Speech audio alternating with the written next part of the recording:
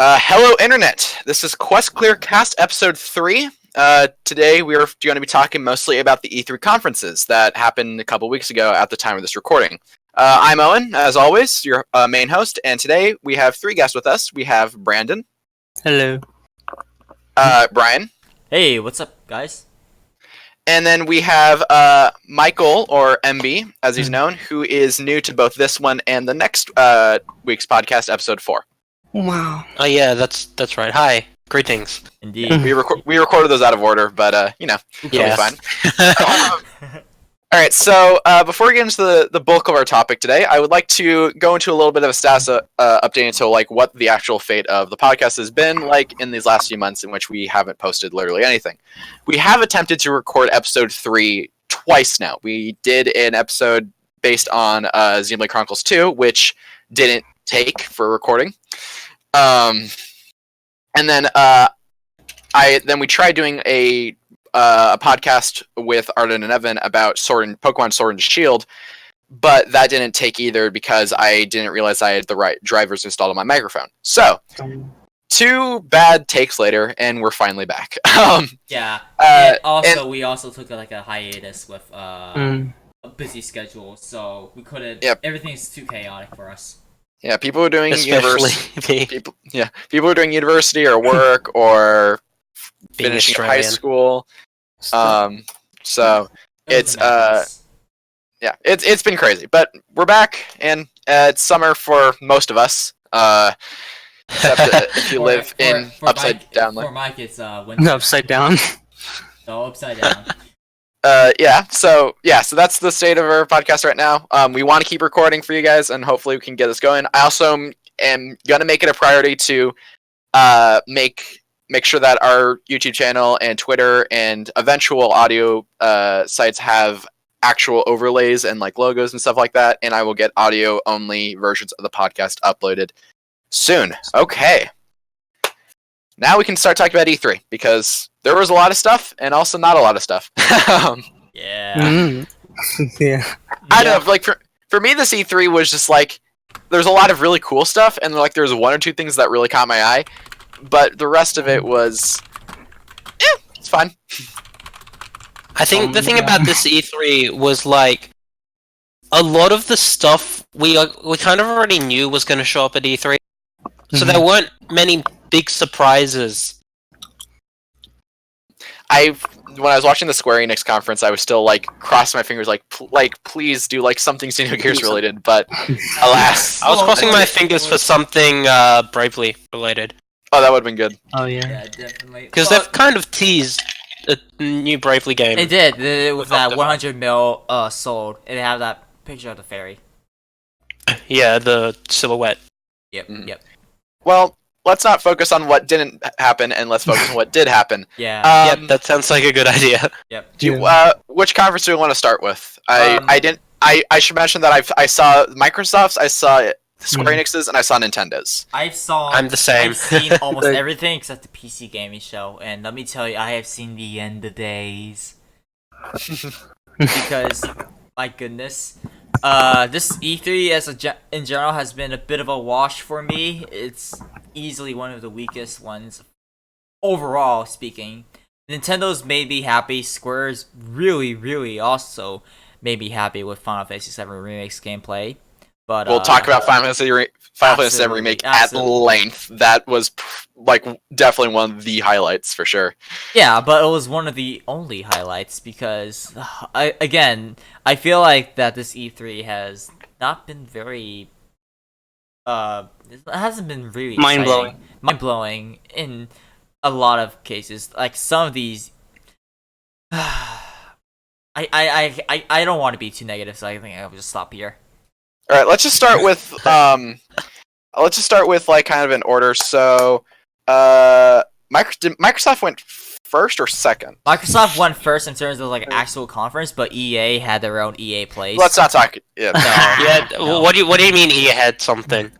Okay, so EA did this thing where for 3 hours they talked about 5 games, and it was basically this thing that they did outside. It was like a conference except not. And I Sorry, don't what are you talking about? It's more like Treehouse, except not as good. It was Treehouse, except not nearly as good, and they announced games. Yeah, no, They talked about games I that way. wasn't interested in EA at all. Well, I it wasn't only- even that wasn't I even part of only- E3. Yeah, it wasn't part of E3, Yeah. so it technically doesn't even matter. But Jedi Fallen Order is a thing, and it's like a. That was at Microsoft's. It was also on Microsoft, but I think since EA announced it, it's part of EA. I think it's more appropriate to talk about it here. Mm. But Yeah. the E3 Yeah. demo. I'm gonna talk about it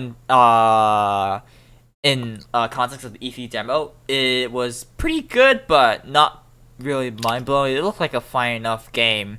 It's just that after the fact, like recently, it's a lot more promising. But in the context of the E3 demo, all we were given was like a linear progression through a level with some pretty nice but also simplistic looking combats. So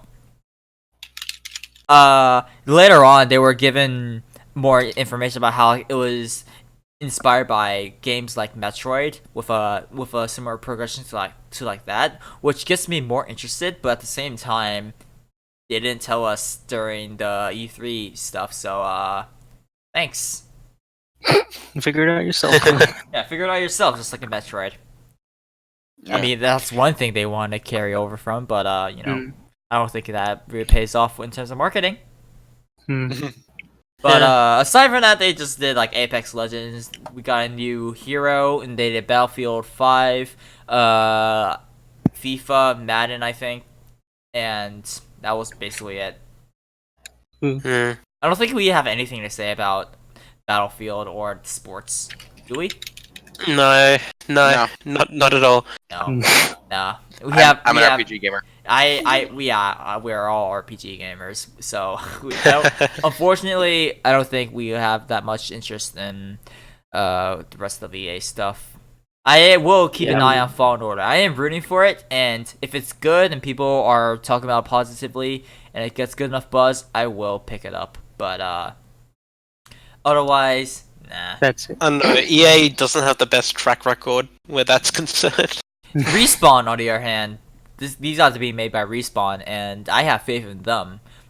So hopefully they knock it out of the park, because you know I want to root for companies that actually do good stuff. Although I do not like how Yeah. no microtransactions, all that is selling point nowadays. Like, congratulations, you created a problem. Sorry, you created a problem, and now you want praise for fixing it. No, you don't get that. Fun. Mm. All right. So let's move on to Microsoft, because there's actually some legitimately good stuff in this one. Yeah, Yeah, this was the only conference I was actually able to catch live. fair enough. Fair enough. Microsoft was really interesting, actually, just because they had a lot of multi-platform games, but because they had the privilege of going first, they got to showcase a lot of these off. The ones I'm speaking specifically of are the Tales, the new Tales game, and of course, Phantasy Star Online 2. Yep. Mm. I believe those yeah.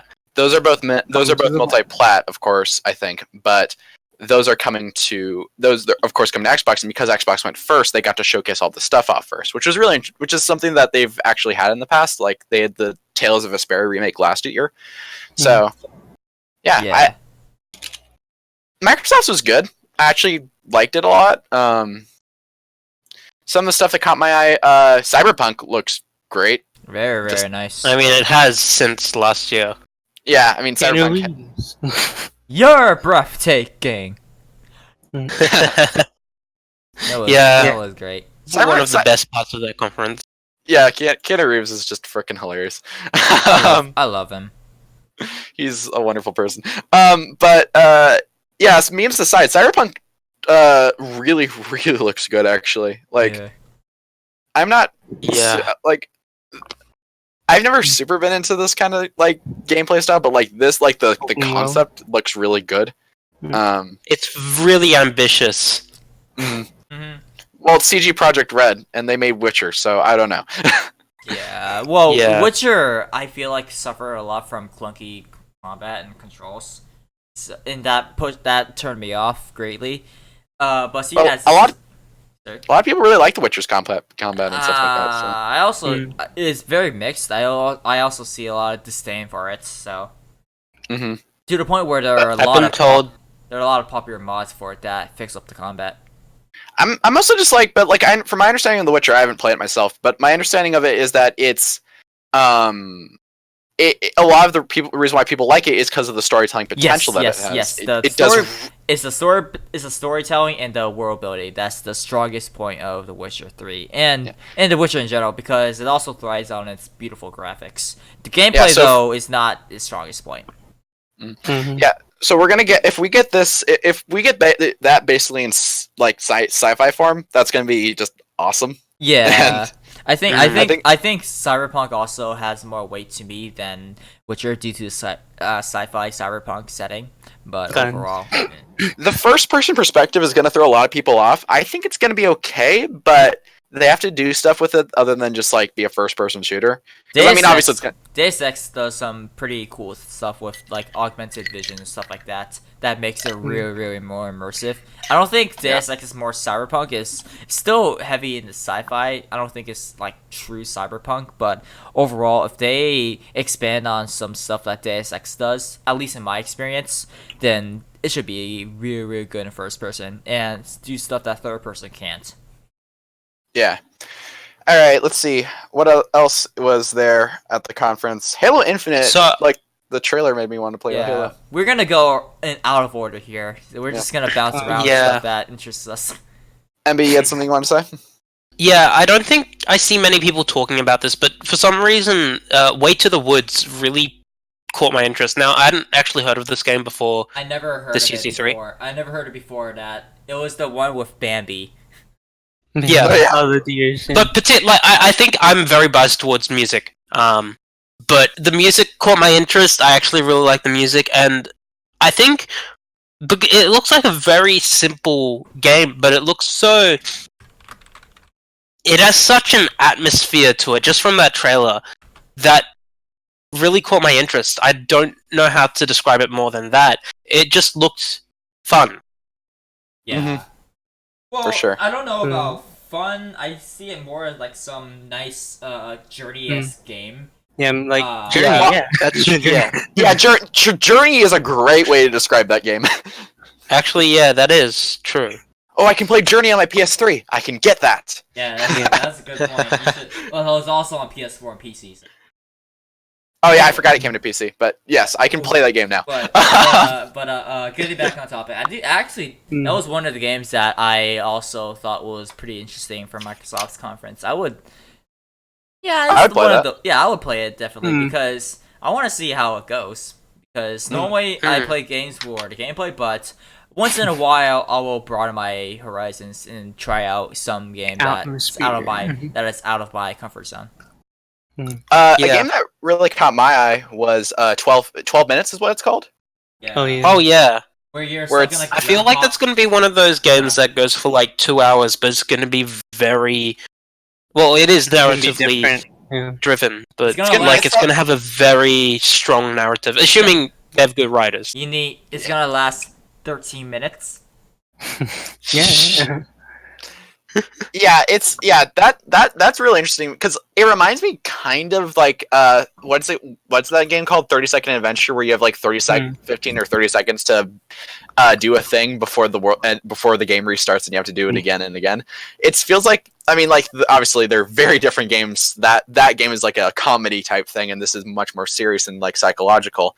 But it did catch my eye, and it's a really cool idea, and like something like this you can only do in the nature of video games because everything is interactive based. I don't know. I'm gonna watch that game for sure because it looks interesting to me. Right. Yeah. And here's hoping it turns out being really good. Yeah. Yeah. I am rooting for the game, but if it turns out not that good, then that'll be a shame. It looks will very live. cool. It will live and die by its gameplay. Not gameplay. It will live and die by its writing and narrative. If it's not good, then it's not good. Yeah. No. Yeah. Good. It's not like yeah. All right, let's talk Okay. about.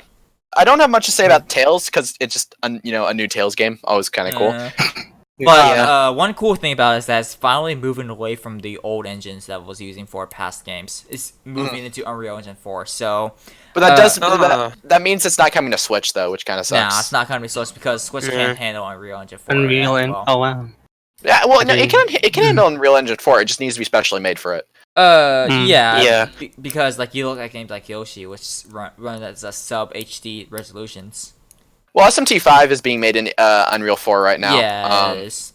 But it's just not out yet because Atlas takes a long time making games. Taking Atlas is big Atlas. time. But moving on to back on Tails, I would agree that yeah, not having it on Switch sucks. But if it means that it can be a bit more ambitious, maybe, I guess. But I do want to come to Switch because yeah. I'm not really into the Tales games. It's a series I've always wanted to get into. It's my understanding that like the last few Tales games have kind of been like okay. Yeah. Is that my understanding? I heard that too. I've only played Zestiria, and I tried Berseria. I could not get into Berseria. I enjoyed Zestiria, but I wouldn't say it's my favorite game, and it kind of lacks a bit of memorability. Mhm. I played Tales on 3DS. It was pretty good. I still have not picked up Vesperia at all. Tales yet. of the Abyss, right? Abyss Tales- on 3DS, yeah. Yeah. It was original on PS2, but 3DS has no load times as far as I'm aware. Mm. Without the co-op though, so Right. you know. Symphonia is another one I need to try. I have Symphonia on. I have that sitting on my PS3 at the moment. It's on my. Lloyd for Smash. Lloyd for Smash. I have Symphonia. Yeah, I actually do have Symphonia on my PC too. I should play that. I only booted up once to make sure it was working. Yeah. Yeah, but if it is more ambitious, this new Tales game, which it's looking like people are making jokes that it reminds them of Xenoblade 2. Or Xenoblade. Period. Yeah. Yeah. But I mean, like Xenoblade is arguably one of the more ambitious RPGs of like No, the yeah. current. Yeah, it's like the current running RPG franchises that kind of like a little bit out there are like Xenoblade, like maybe SMT, and like a couple like other niche ones. A lot of like the more popular ones just kind of like go with like interesting but pretty standard story. Like they don't try anything like really avant-garde or anything like that. Nier Automata. Okay, fair enough. Thank you for Yeah, but then That's also fair. action. That's also an action game. So Yeah. Mhm. that's Yeah. that. I guess you could call that the exception, not the rule. yeah, I was thinking more like how things like Xenoblade and like SMT and Persona compare to stuff like Final Fantasy. like Final Fantasy 15 or Dragon Quest 11 or stuff like that. Like Yeah. those are very standard RPGs. well, comparatively. relatively speaking. I wouldn't call Final Fantasy I 15 love a it. standard RPG, No. but sure. No, You know what I mean. I just got the platinum trophy. You know what I mean? Like it's like the other ones are more avant-garde. Anyway, not gonna have this conversation right now. No, that's not the Yeah. not the point. Anyway. Before we get to the biggest RPG kind of talk, where Microsoft's conference is concerned, Ori and the Will of the Wisps. Third year, Is that- Chum. It's the third year. We're finally getting it, like February. Yeah, I'm very excited. I think there's a lot of. I feel like recently we've had 2D platformers have a real consistent. Here's a year for the release date. Never mind, it's the year after. Oh wait, one more year and you get it.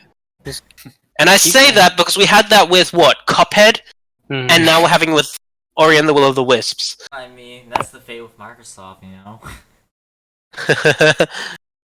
I mean, I don't mind delays because it means generally the game will have more time to actually be refined to be good. Yeah, Exactly. Mhm. yeah, definitely. Like I do have It- Ori 1 on PC due to Game Pass. Oh hell. it looks Oh, yeah, really Game Pass. it looks really pretty. It looks really interesting, and I want to give it a try. I can say that much. I have it on PC now. I should give it a try. Just I don't. The first story game is fantastic. Please play it. All right, I will put that. I'll put that on my I list. already have it downloaded, but I spent more time replaying Valkyria Chronicles. That was also on. I'm playing through that at the moment. That's a good game. Nice. It's on Microsoft Game Pass on PC, which they announced at E3, by the way. But Yeah, Game you Pass know, it's Ultimate. Game Pass. What do you expect? Game Pass for Windows. Mhm. Yeah, Game Pass for Windows is still in beta, but it's already looking like a really slick story interface for now. There is some weird stuff though, like you can't see where it's downloaded to. You can't choose what folder to download your games to. It is so backwards in terms of stuff like that. I had to open up like another app installation on my secondary hard drive because I am not downloading bazillion games on my solid state, which has limited space as is. So. Solid Snake. Solid Snake, indeed. But I would not want to put it all on my main installation drive. So I had to open up some more stuff on my secondary hard drive, and that was not fun. And I can't even choose where it goes, which is like the biggest killer in terms of PC gaming because PC gaming, you want to control everything you got. So. But that's really all I gotta say about Game Pass. It was one thing that they announced, and it's pretty cool. On the same vein as Game Pass, though, one thing that did interest me within Microsoft's conference was the Elite Controller V2. 180 bucks. Oh, the controller? Yeah, the 180 Yeah, the controller. Yeah, with the phone on it. I think Microsoft is like, out of all the, I guess, the console companies, they have the best controllers. Yeah. I guess I can say that because not only do they have the Elite controller, they also have the adaptive controller for disabled people. So they're very progressive in terms of controllers like that. Right. And they also and the Elite controller is the first controller, as far as I'm aware, to implement paddles. Basically, just like extra buttons that you can press without needing to go to shorter buttons. I know some Switch Pro controllers have that as like macro buttons, but not like to the extent that Xbox does. No, it doesn't. But I do feel like that paddles can be nice, but I don't want it to be a standard because that would mean people would be even more complicated to. It would be even more complicated, and people and young kids. Some of them already have a hard enough time getting into it because they're accustomed to mobile. And the last thing we need is more kids falling into the mobile trap. I'm fine. I think I'm fine with the standard that is right now, where you have 4 face buttons, 2 sticks, 1 D-pad, and 4 bumper/trigger buttons. Yeah. I think that's a good standard that we should maintain. I don't think we should add it. Because I don't think. Let's not become the Atari Jaguar here. Absolutely. And there's always an argument for less is more. Sometimes you can do more with less, and that's also how Nintendo operates. But we'll get to that later. All right. So there's 2 more games that I want to talk about. Halo Infinite and Phantasy Star Online 2. Let's start with Phantasy Star Online 2. Oh, I thought that was the big one. So I thought we were gonna say that for last because it's I thought that was the big one. All right, let's say that for last then. Halo Infinite.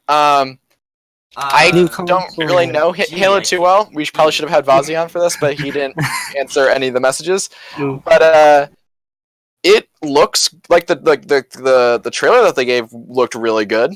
It made me intrigued. Unfortunately, but I mean, whatever. I mean, that's a running theme of E3 where they didn't really show much gameplay because we're in the eve of the 8th generation consoles. Yeah. Speaking of, Scarlet is a thing. Scarlet is a thing, but I guess I'm gonna PS5 this next generation. Sorry. I guess we can tie this in with Halo Infinite because they're both one and the same. Because Infinite will be a launch title for Scarlet. They're gonna try to Breath of the Wild this. Yeah. Because I think it's like fine, but I think the thing with Scarlet is we just know Scarlet and all the specs that have been rumored. 8K. 8K, but the thing is that we know so much more about the PS5 at this point, and honestly, to me, the PS5 sounds more impressive. Like the load times are like cutting 15-second load times to like under a second, which is ridiculous. But Microsoft also having a solid state drive, so while Sony has more concrete like showings, Microsoft also has like almost the same technology. So at this point, they're kind of like going into very similar. Whoa, technology! But I think very similar boxes overall. I think both of them have confirmed backwards compatibility, right? Yeah. Do they? Because that'd be great, please. Yeah, Sony definitely confirmed it. Microsoft hasn't explicitly confirmed it, but let me look that up. I think they said in an interview. Let me they bring that up. I mean, they're fool if they ditch it because of their amazing Xbox 360 backwards compatibility, which I am still shocked is a thing because it's basically emulation. But okay. But overall, I think that we're also gonna transition backwards compatibility to be more like PC, where they can like unlock a lot of the settings and simply go from there instead of just patch it like what they do with like a Pro or whatever, Pro or X patches with stuff Patch like the holes. with stuff like accor- Bloodborne doesn't even get any. According to this that I'm reading online, it says that they did say Xbox the Scarlet would be backwards compatible, but it's looking like it might be the same model that they do for the current backwards compatibility, where it's like selective. Oh. So we'll see. Yeah, Yeah. but I don't mind that selective thing because I don't own an Xbox One, but I think it's fine because it really ensures that the games work properly. Mm-hmm. I They guess. Because past backwards compatibility at first, that was like completely universal, had like special hardware to deal with it. The Wii U was basically also had a Wii jammed into it. The PS2 basically had PS1 technology. The PS3 was so expensive because of both the Blu-ray player and the PS2 hardware. Once they cut out the PS2 backwards compatibility, and when Blu-ray players went down in price, that's when it became to be way more affordable. And when, In HD, yeah, HDMI, right? kind of. But I don't think then- the original had that. Yeah. Yeah, it didn't have HDMI out. Oh yeah. All right. What I'd love for Sony to do is have their PS5 with like backwards compatibility for all their systems, no region lock, so I can finally play Xenosaga Episode 3. There was a patent going around that's what they were thinking about doing, but as far as we're aware, it's only PS4 backwards compatibility that we know of at this point. It'll be wild Anyway, if they consoles aside, Yeah, consoles aside, there's not much we can do about next gen speculation because it's all random technical jargon that no one except for those really into the tech side of things really care about. And honestly, all that tech means nothing if the developers can't properly use it. Yeah, the only thing I understand when talking about the specs things is the fact that SSD drive is a good thing and that AMD 3 is a thing as well in both the consoles. So yeah.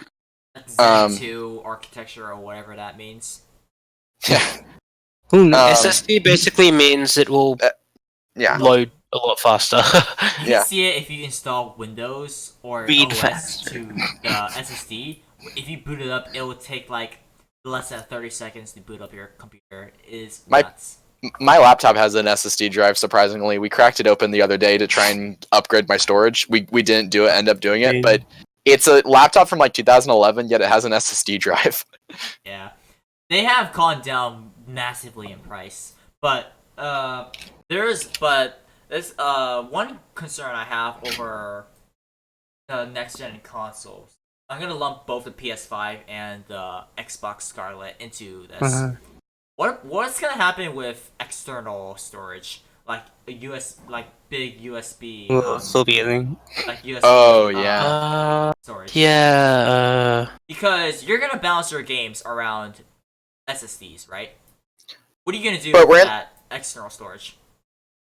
Well, I mean, I but mean- we're also moving to the era of cloud gaming as well. So I feel like that's gonna be a temporary problem at best. It would be, but at the same time, hard drives are also very cheap for the amount of storage they give. Are we gonna insinuate that all they can do is plug in a solid state drive and not ever use their hard drives?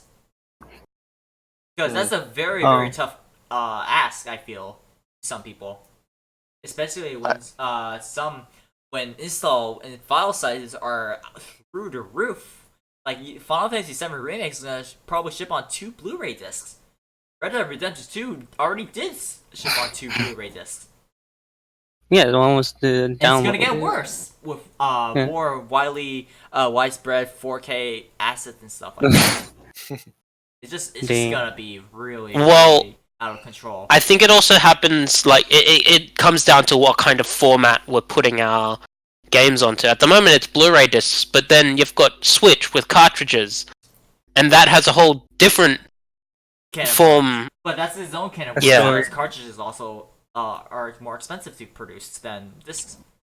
So Yeah, but of course, but the bigger size the games we have, the bigger size of like storage we're gonna need, like to actually play them on in terms of like disc, and that's gonna cost more money because the bigger it is, the more money it costs. Oh yeah, but at the same time, how are we gonna hold digital games in all of your in your local storage? Are you gonna just like use you just only be able to use your SSD, no external storage? Mm, How are you gonna use external storage if at all? That's my biggest question with next gen consoles. If they're gonna so bounce around games around the SSD. Otherwise, all it's gonna do is not gonna provide anything gameplay impact. It's not gonna impact gameplay at all. Like when Sony was showing off their stuff, they were like, "Yeah, you can zoom through the city of Spider-Man with this SSD, like, no problem." But if developers actually want to try something like that, but they're only limited to the SSD in terms of like in total storage for your games, then talking about storage and stuff. but that basically goes into like how am I going to use external storage? I'm repeating myself here, but it needs to be said. What am I going to do with external storage? Are you gonna like move it to like an installation and just keep moving back and forth like you do on Steam, or are you gonna lock it out immediately or like completely? I don't know. There might be a Steam model. I think that might probably be for the. They'll probably save. They'll probably save like. But that's a pain. I think I'm just gonna leave this up to the engineers and hope they know what they're doing. I agree. I agree. It's just that. Yeah. It's just that was my first question that popped up when I first heard about the SSD. Is like, okay, once you start bouncing it, there is no going back for hard drives. Yeah. But Yeah, it's basically expecting people to get SSDs as like external storage. yeah, which is not the most cost effective at all. Nope. But All I think that's enough next gen talk. What's up? Let's save. Yeah. Let's I feel like it was important to at least go over because we could probably do an episode on the next like the future of consoles because that's a very pressing issue that we're going to be. That's its own can of worms. This future Let me gaming- write that down future actually. That we could record that in a couple weeks. Future of gaming, more like, because not just consoles, we're gonna have cloud gaming and mobile gaming is also growing. Yeah, and the stuff like future that. of physical. I think that's going to mean we're going to be talking about that a lot. All right. Definitely. So round this out on a high note. Let's talk about something that. Fantasy Star Online too. Where did this come from?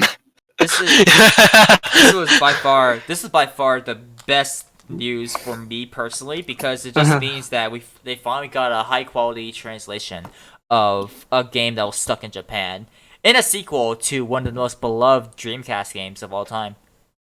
Mm-hmm. So Yeah.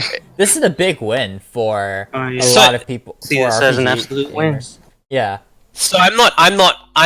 I've never played a Fantasy Star game before. I play. But I sampled a bit of Phantasy I- Star 4. Right. Yeah, but I know how big this is. It's kind of weird because I know I've heard for pretty much my entire life. There's this one big Wait, this is- MMORPG it might stuck not in be able to Japan Yeah. Yeah. that we may never be able to play here. Yeah. Unfortunately, though, to get out the bad news, it's only confirmed to the United States. Europe There he and is. Australia are left out. Rip. So people like Envy well- are left out of the equation. That said, it's very nice where like is it just Xbox or is it multiplayer? What is? It will be multiplayer, but It's gonna be multi-plat. It's time Yeah. exclusive. Yeah. Time console exclusive on Xbox. It will come to Switch and PS4. I wonder how. Okay, because if it's I think- PS4, because with PS4, I have a US PSN account. Right. I thought it was already out on the Switch, but Japan only. It was already on Switch, but yeah, it's Japan only. So It has no translation. I think the translation part is helped by Microsoft. Gotcha. okay. Well, it's still like fascinating, and just the fact that like Microsoft has the time exclusive, like they've done nothing for the Japanese game industry. They've like supported their games on the consoles, Barely. but like Yeah, they barely done much for the Japanese gamers. Unlike the 360 days, where they at least had some exclusive JRPGs like Tales of Vesperia until that got ported, and Lost Odyssey and Blue Dragon. yeah, like yeah, 360. Say what you want about it. It had some variety. If you're a Japanese gamer, you would find your place there. But the Yeah. Xbox One just hasn't done that really. Oh, my Mistwalker game. Maybe the only game I could think of is like Recore, which is made by like I think produced by Keiji Inafune and some Metroid Prime developers. hmm And I heard mixed feelings about it, but it's on Game Pass, so I'm gonna try it. Yeah. Anyway, I'm surprised. I'm happy. I'm glad. I'm personally not an MMO guy, but for the people who are, Good job. have fun. Go for it. I cannot play another MMO. I'm sorry. They Yeah, are- Mr. Well, No, I'm not great at Yeah. MMOs. I can't. Mister, I played 14,000 hours of RuneScape. Yeah, 14 hours. It is. It completely kills your desire to play any other game. Don't get sucked in at all. Yeah. Final Fantasy 14. I mean, I would like to, but I also know if I can't get sucked into another big long term game. I can play some other multiplayer games. Or like Final Splatoon. Fantasy 11. see, Before that goes offline, yeah. See, with me, it's like, with me, I kind of get bored if I play the same game over and over for too long. Back in the days when I still played like Team Fortress 2, Minecraft.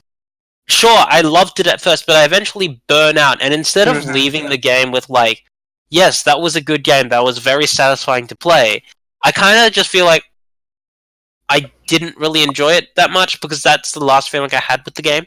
Oh, yeah. Fair Speaking enough. of So it, like, Minecraft. sours your entire viewpoint. I wanted to talk about the Minecraft dungeons. Oh yeah. Oh, yeah, that. Let's talk about that. It's coming to all platforms, Switch included. So I think it'll actually be cool. Like, I don't know. I think Minecraft gets a lot of flack these days when it really no, shouldn't. I feel like that's it's from edgy, Fortnite's better, huh? I feel like it's from edgy critics who want. It's to getting a- cr- It's crap getting a on. resurgence. It is getting a resurgence. I've been playing. I'll be honest. I've been playing it a little bit recently. Yeah, I've been playing it. Like, I had a funny experience. I had like, I think one day one of my friends came to me and was like, "Oh, we're playing Minecraft again. Do you want to join?" I'm like, "Sure." I didn't join them that day, but the next day, two different friends, like one like a school friend and then someone who didn't know the last person, like and my cousin, right? They're like, "Oh, we made servers. Do you want to play?" I'm like, "What? What is with this timing? How do you have two people unrelated get servers at the same time for Minecraft?" You what? I mean, Yeah, so- yeah. it's just one of those things that people just like. Yeah, it's getting to the point where people are looking back on it as like, yeah, that was cool. Let's do it again. Minecraft, yeah. Minecraft is just going through the same motions that Ocarina of Time and Final Fantasy VII both gone. All- like, all of the Wii- this game's overrated. Just Dance. This game Basically- was never basically- that good. Basically, all of the Wii when like the Mii channel enter like memedom. Yeah. And then, but I'm glad we're past that, and we can look at Minecraft as like an actual enduring good game. Because like Yeah. it or not, it The is foundation of good indie games, like. it was no. I would say Cave Story is, but but overall, Minecraft is a huge inspiration for many, and it's one of those games that's gonna have enduring appeal for the rest of time, I believe. Mhm. I reckon, yeah, that's actually pretty good. And I don't know how I don't know where it'll be with its updates and such, but I hope that future endeavors like that and Minecraft Dungeons are good. As for the game itself, Minecraft Dungeons, it looks like another one of those Diablo likes that I Dungeon games, yeah. it's okay, I guess, but it doesn't interest me. I don't really get that much appeal out of those types of games personally, so I'm like, it's cool. Shrug. I'll move on. Yeah. All right. I think that's enough for the Minecraft conference. We talked about that for like 29 The minutes. Minecraft Yeah, the conference. Minecraft- Just wait for Minecraft Live. Yeah, the whole the Microsoft conference. Let's do we want like I want to talk about Square Enix obviously, and I think what we're going to do for Square Enix is that we're also going to bring some of the stuff that they announced in like the Nintendo presentation into the yeah. Square Enix stuff, just because I wanted to. Second and sets a collection. Absolutely. Yes, that's the big thing. Yeah. And Giant Quest 11. But before we start that, Yeah. do we even want to touch on like Bethesda's? Let's like, talk at about all. Doom Eternal. Whoa! Elder Scrolls way too Woo! Woo! That's all we need to talk about. All right. No. Doom Eternal. Doom Eternal looks cool. No. Two things. One, the first thing before Doom Eternal, because I cannot stop gushing about that game. The first thing is how adorable and charismatic Ikumi Nakamura is. I hope her game comes out and does really well. I really hope that. Yeah. Yep. She did art all dating all the way back to Okami, then did Evil Within 1 and 2, stuff like that. Dang. So she's not Damn. she's not a greenhorn. She's been in the industry since 2006 at the very earliest. You I don't said she did art for Okami. yeah, she did art for Okami. Ooh. Cool. So- Immediately I'm Neat. sold. I hope she has the direction that she needs for. So basically, she Endless- goes from beautiful Japanese-esque art based on historical stuff Realist. to horror abominations of Evil Within and Evil Within 2. Sounds natural. I mean, Japanese gods are nothing to scoff at, you know. So, you know. But I do hope that just because of that, I do hope. Yes, sir. And I guess I can also look at Deathloop, which is this weird game. They didn't show any gameplay, but I want to know more about that. That's all we gotta say. But they didn't show anything, so I was like, I'll keep an eye on it. If it's good, I'll pick it up. If it's not, then I'll just ignore it. And then Doom Eternal. Oh boy, you thought Doom 2016 was good. Oh, feast your eyes upon this beauty of this game. Oh man. Okay, so The But- hell of it. Yeah. I mean, All right. I mean, As for it does look cool for sure. I don't think you're not gonna get like a big serious story about it, but I think you're just gonna get a very fun, kinetic, energizing game. I don't think anything Yeah. else can really compare. But at to the it. same time, we also knew about it last year, so So it's just like expanding on what we already knew. And I'm Yeah. glad they're finally like marketing this game properly, because Doom 2016 had the worst marketing ever. It was really bad. Like the only reason why it succeeded was because it got huge word of mouth. it got huge word of mouth because it launched with a multiplayer beta, and that multiplayer is not indicative of what Doom 2016 actually does right, which is the single player. So people had like negative views about it, and it didn't even get it. The review embargo was after the game launched, so people are like, "Oh, this might be really bad," and it turns out it's real good. So. And now, Yeah. and now with Doom Eternal, they're removing all the multiplayer stuff that no one really did care about, and they're instead focusing on like more novel multiplayer, like where you can be a demon. Invasion. Yeah, you can invade other. It's kind of like Yeah. Dark Souls, except more in line with how Doom works. Dark Souls multiplayer. Dark Souls multiplayer is actually pretty fun, although very, very unbalanced. But that's not here nor there. They're focusing all their efforts on the single player campaign and multiplayer that's integrated in it, which is very, very good. I that's all I really want from Doom Eternal. Otherwise, Bethesda's conference was just woo out of here. I'm just gonna say, if you want to know how Bethesda's conferences go these days, look up on YouTube the Bethesda E3 2019 song. It just works. It just works. It just It's- works. It just works. It's a beautiful representation of how their games are right now. Oh it's also really funny. buy our game. They just seem pretty tone deaf, and they don't deserve to just make haha our games are broken at launch. Ha ha ha! Buy our next game. When they already done that twice in a row. It totally won't be broken. Yeah. All right. But I'm done ranting. Let's move. Oh wait, no, we're not done ranting. We got Ubisoft. Do we want to talk about Ubisoft? No, not really. I don't even know what happened. I heard about Ubisoft. I heard there were like 5 Tom Clancy games, and then that's it. Oh, it's Tom Clancy presents Ubisoft. All right.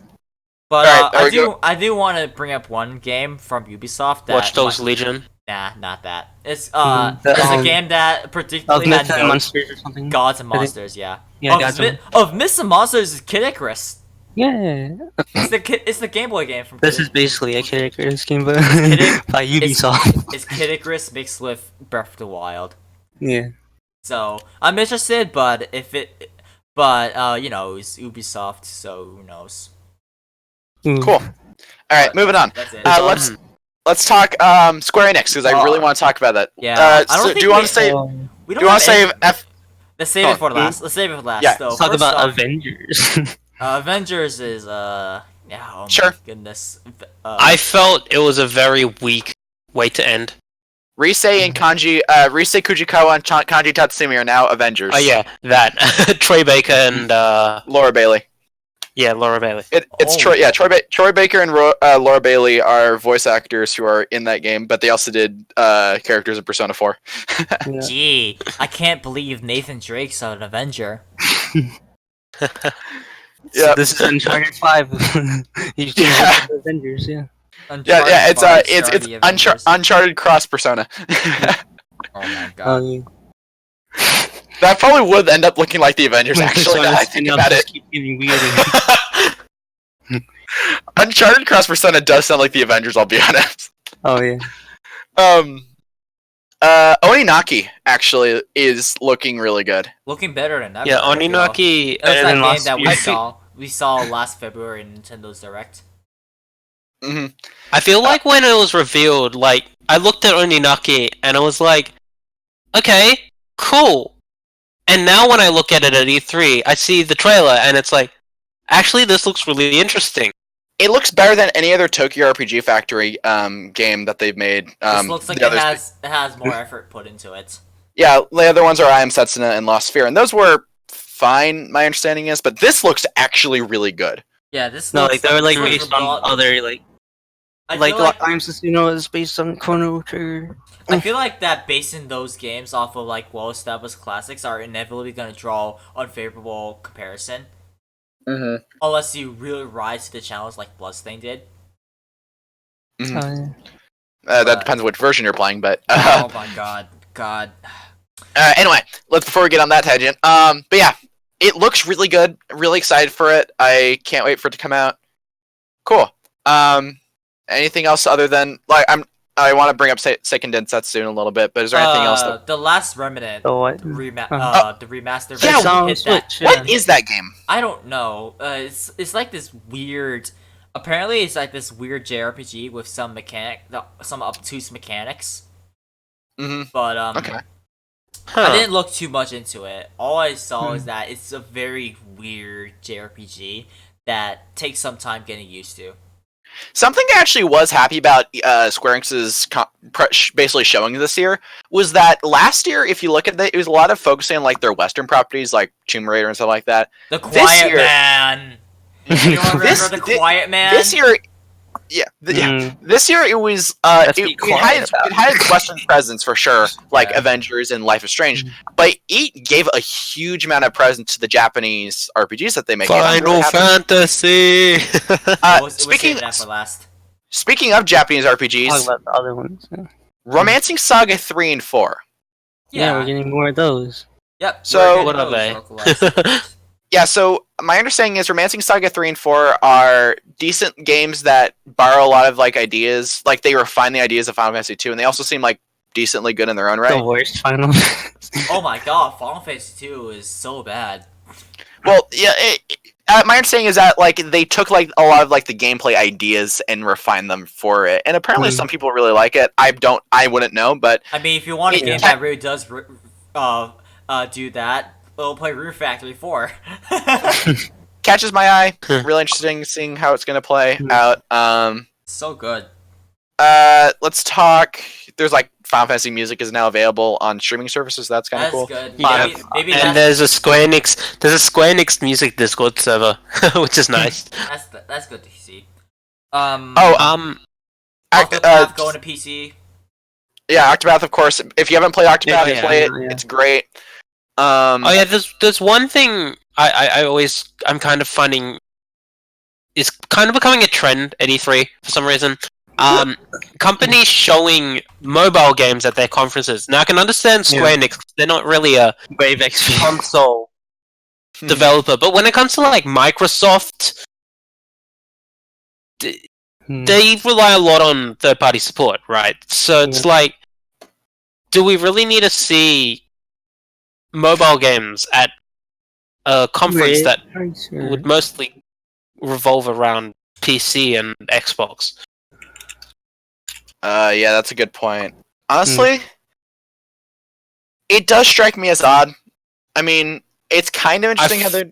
I don't know. Oh no. Yeah. Even I feel like what we might need to see eventually is like, It might get like a PC game show equivalent in the mobile Yeah. space. that's what I mean. Yeah, my As- thing is that I feel like, do mobile gamers care about E3? That's my. That's a question. good Yeah. point. Like, that's a good point. Brave Exvius might be something different. I feel like because that, like, I understand that like the Final Fantasy mobile games have a weirdly strong following. And if it's getting like if they're like expanding that universe, then cool. Like, I think that was pretty good. But like the Funko Pop Gears of War thing, like, and Commander Gears Pop, Key for Bethesda. Why? did they have to show that at a conference? No. Yeah, Especially since No, in terms they of don't. Gears Pop, they showed it after Gears 5. It's like, okay, why do I want this? yeah. Say we're still doing this, guys. But Yeah. we're not gonna show you Gears Tactics. Oh wait, there was 3 years games. What? Dragon Quest I don't 11 remember. looks cool. Oh, yeah. Yeah, Dragon Oh, Quest 11. I mean, I'm it's already out. Which version's gonna be so much? I'm looking for the Switch version. It's gonna I'm be cool. probably gonna get the Switch Yeah. version. It's either that or PC, because no, PS4 version is the worst version. Sorry. Yeah, because PC Yeah, is mods, I right? didn't get Yeah, it. PC Yeah. has mods at 60 frames. Yep. And then before we get on to Final Fantasy VII Remake, which is obviously like that kind of stole the show for me a lot. That's Mm. so. It's I part of wanna the show. I want to talk about Seiken Densetsu 3 because Oh yeah, that caught me by Trials of surprise. Mana. we can call it Trials of Mana now. So first of all, I thought that when they announced Trials of Mana, I'm like, is this a new Mana game? I Like, never played Second Densetsu 3. It does- so it I did look never- like a I new never one, knew yeah. it, but I Yeah. instantly caught it due to the mana tree and the mana sword. yeah, but I honestly I don't know too much about it. I have Secret of Mana on my Wii Virtual Console, but like I was thinking like I was like, is this like a new Mana game? Because there's like the 3 games, and then I think there's a PS1 game, Legends of Mana. I think that's a game. And I think there's yeah. also a DS game. But my point is like, but the original Secret of Mana this is what really makes this shock to me is like this is a game that's been in Japan since 2017. Like that was one of like the earliest games that they released for it, and they've never really released Secret of Mana like at all. Like they released on the Wii Virtual Console, they had the remake on PS4, and then they did on the SNES Classic. But Yeah. aside from that, Secret of Mana has been like one of like Square's like backseat franchises. Like they haven't really touched it at all. Reminds And me then, like Xenogears. Come on, do something about Xenogears. Oh, yeah. but like then they come out of, and then they just kind of out of like nowhere, and then they announced the remake first, which is Yeah. odd. Which means that we're getting a Seiken Densetsu 3 equivalent of the Secret of Mana remake on PS4. Except with which is- actual Yeah. effort put into it. That'd be cool. But more importantly is the fact that we're getting all 3 original games in a really easy way to play, and that is really important because I don't know about you, I have never seen. I don't even know if it's on 3DS Virtual Console, or whatever, but Final Fantasy Adventure, the Game Boy game, Yeah. I've never seen that anywhere, and tracking that down, I can imagine must be a nightmare. It's so- Secret of Mana, that's a little bit easier to play, and then Adventure. Trials of Mana, the original, you would have to emulate it with a fan translation in order to play it. But I can't exclaim like how excited this makes me, just because it's a classic golden era Square RPG that is now easier to play than ever.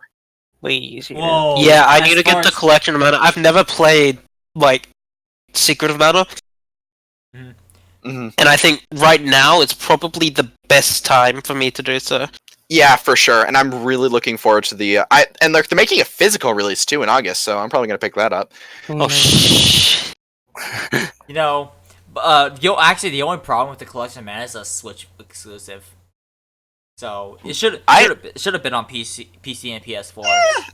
I don't have an issue with it being a Switch exclusive, mostly because I'm a Switch It might owner. end up being a timed exclusive. I hope Yeah, I can imagine. because I can imagine like that. if they really want to make it That's like really if they really want to make it like more accessible to everyone, they should have put it on Switch. I mean, I think the question is PC, who PS4. paid for the translation. Because if it's, That's Nintendo a good showed point. it. That's a good point. And Nintendo showed it in their direct, so I'm willing to bet Nintendo actually paid for the translation.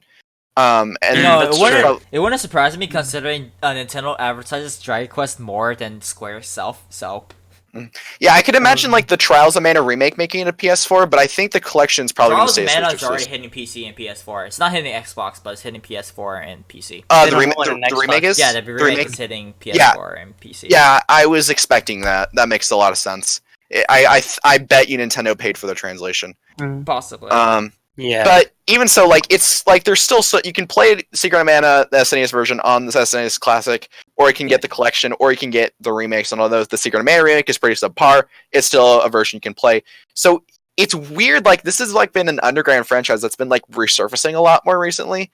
I don't know. It just makes me excited because it's like there's a bunch of Golden Era Square RPGs that are on the SNES that don't people keep say playing. you need to play.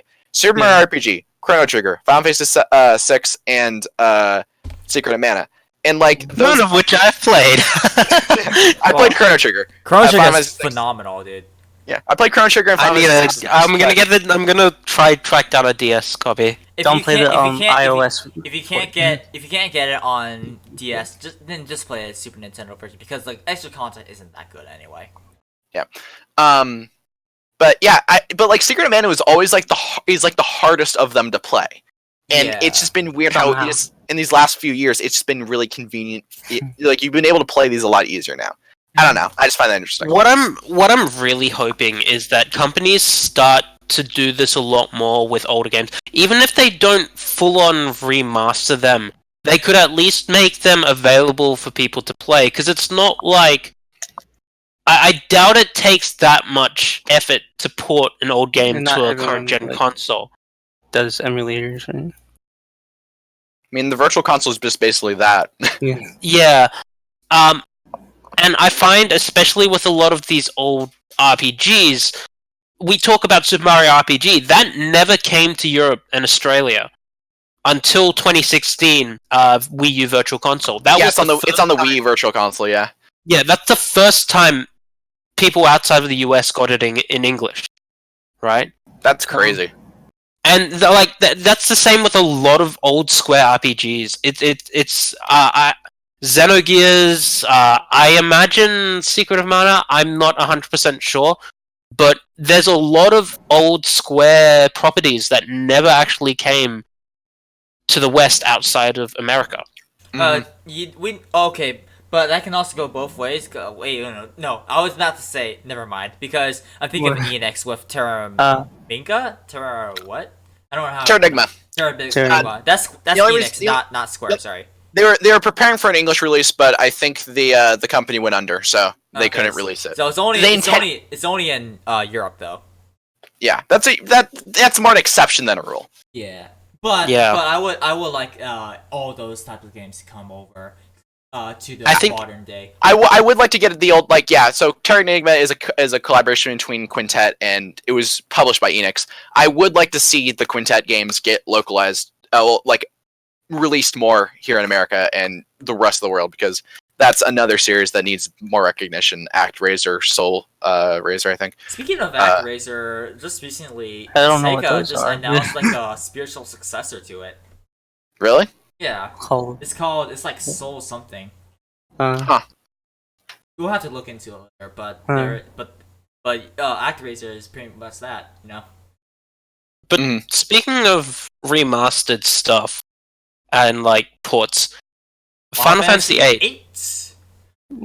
They didn't forget about it. They didn't forget. They found something.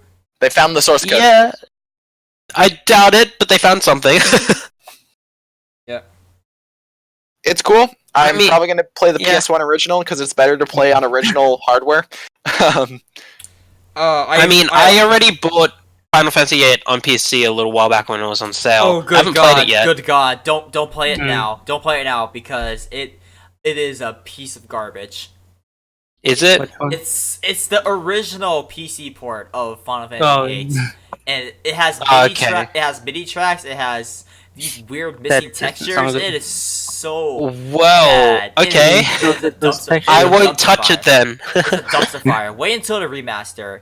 And if Oh, they wait. have any sense, if they did it just like they did with 7, where they replaced it with the remaster, that'll be good.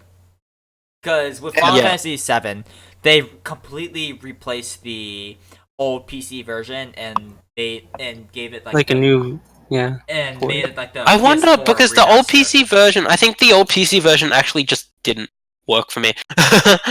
I think it's just a piece of garbage. The pre-rendered Yeah. backgrounds are gonna look worse anyway, and I'm kind of a diehard. Like with these games, I'm gonna be playing them on the original hardware just because the backgrounds are gonna look better. Yeah. But there are mods, I believe, that could upscale it with AI techniques. Mhm. Okay. Yeah, gotta love those backgrounds. Yeah. All right. Is that everything we want to do before we talk about the elephant in the room? there's Crystal Chronicles, Final Fantasy 14. Final Fantasy yeah. 14 looked interesting. DLC. apparently, like, the Final expansion. Fantasy 14 There's an expansion- ad for it with Tom Holland. Yes. Apparently, the Final Fantasy 14 trailer dropped a bunch of lore bombs. Huh. So I'm not in the lore right now. I would like to. Final Fantasy 14 is probably like the only MMO that's ever like caught my eye. yeah, Same. but it's also Hmm. like going to be an incredibly huge commitment because you're basically playing through the base game, Heaven's Words, Stormblood, and then Shadowbringers for the entire story so far, and it's not Yeah. even going to be finished. So it's like, oh, where's it going to end?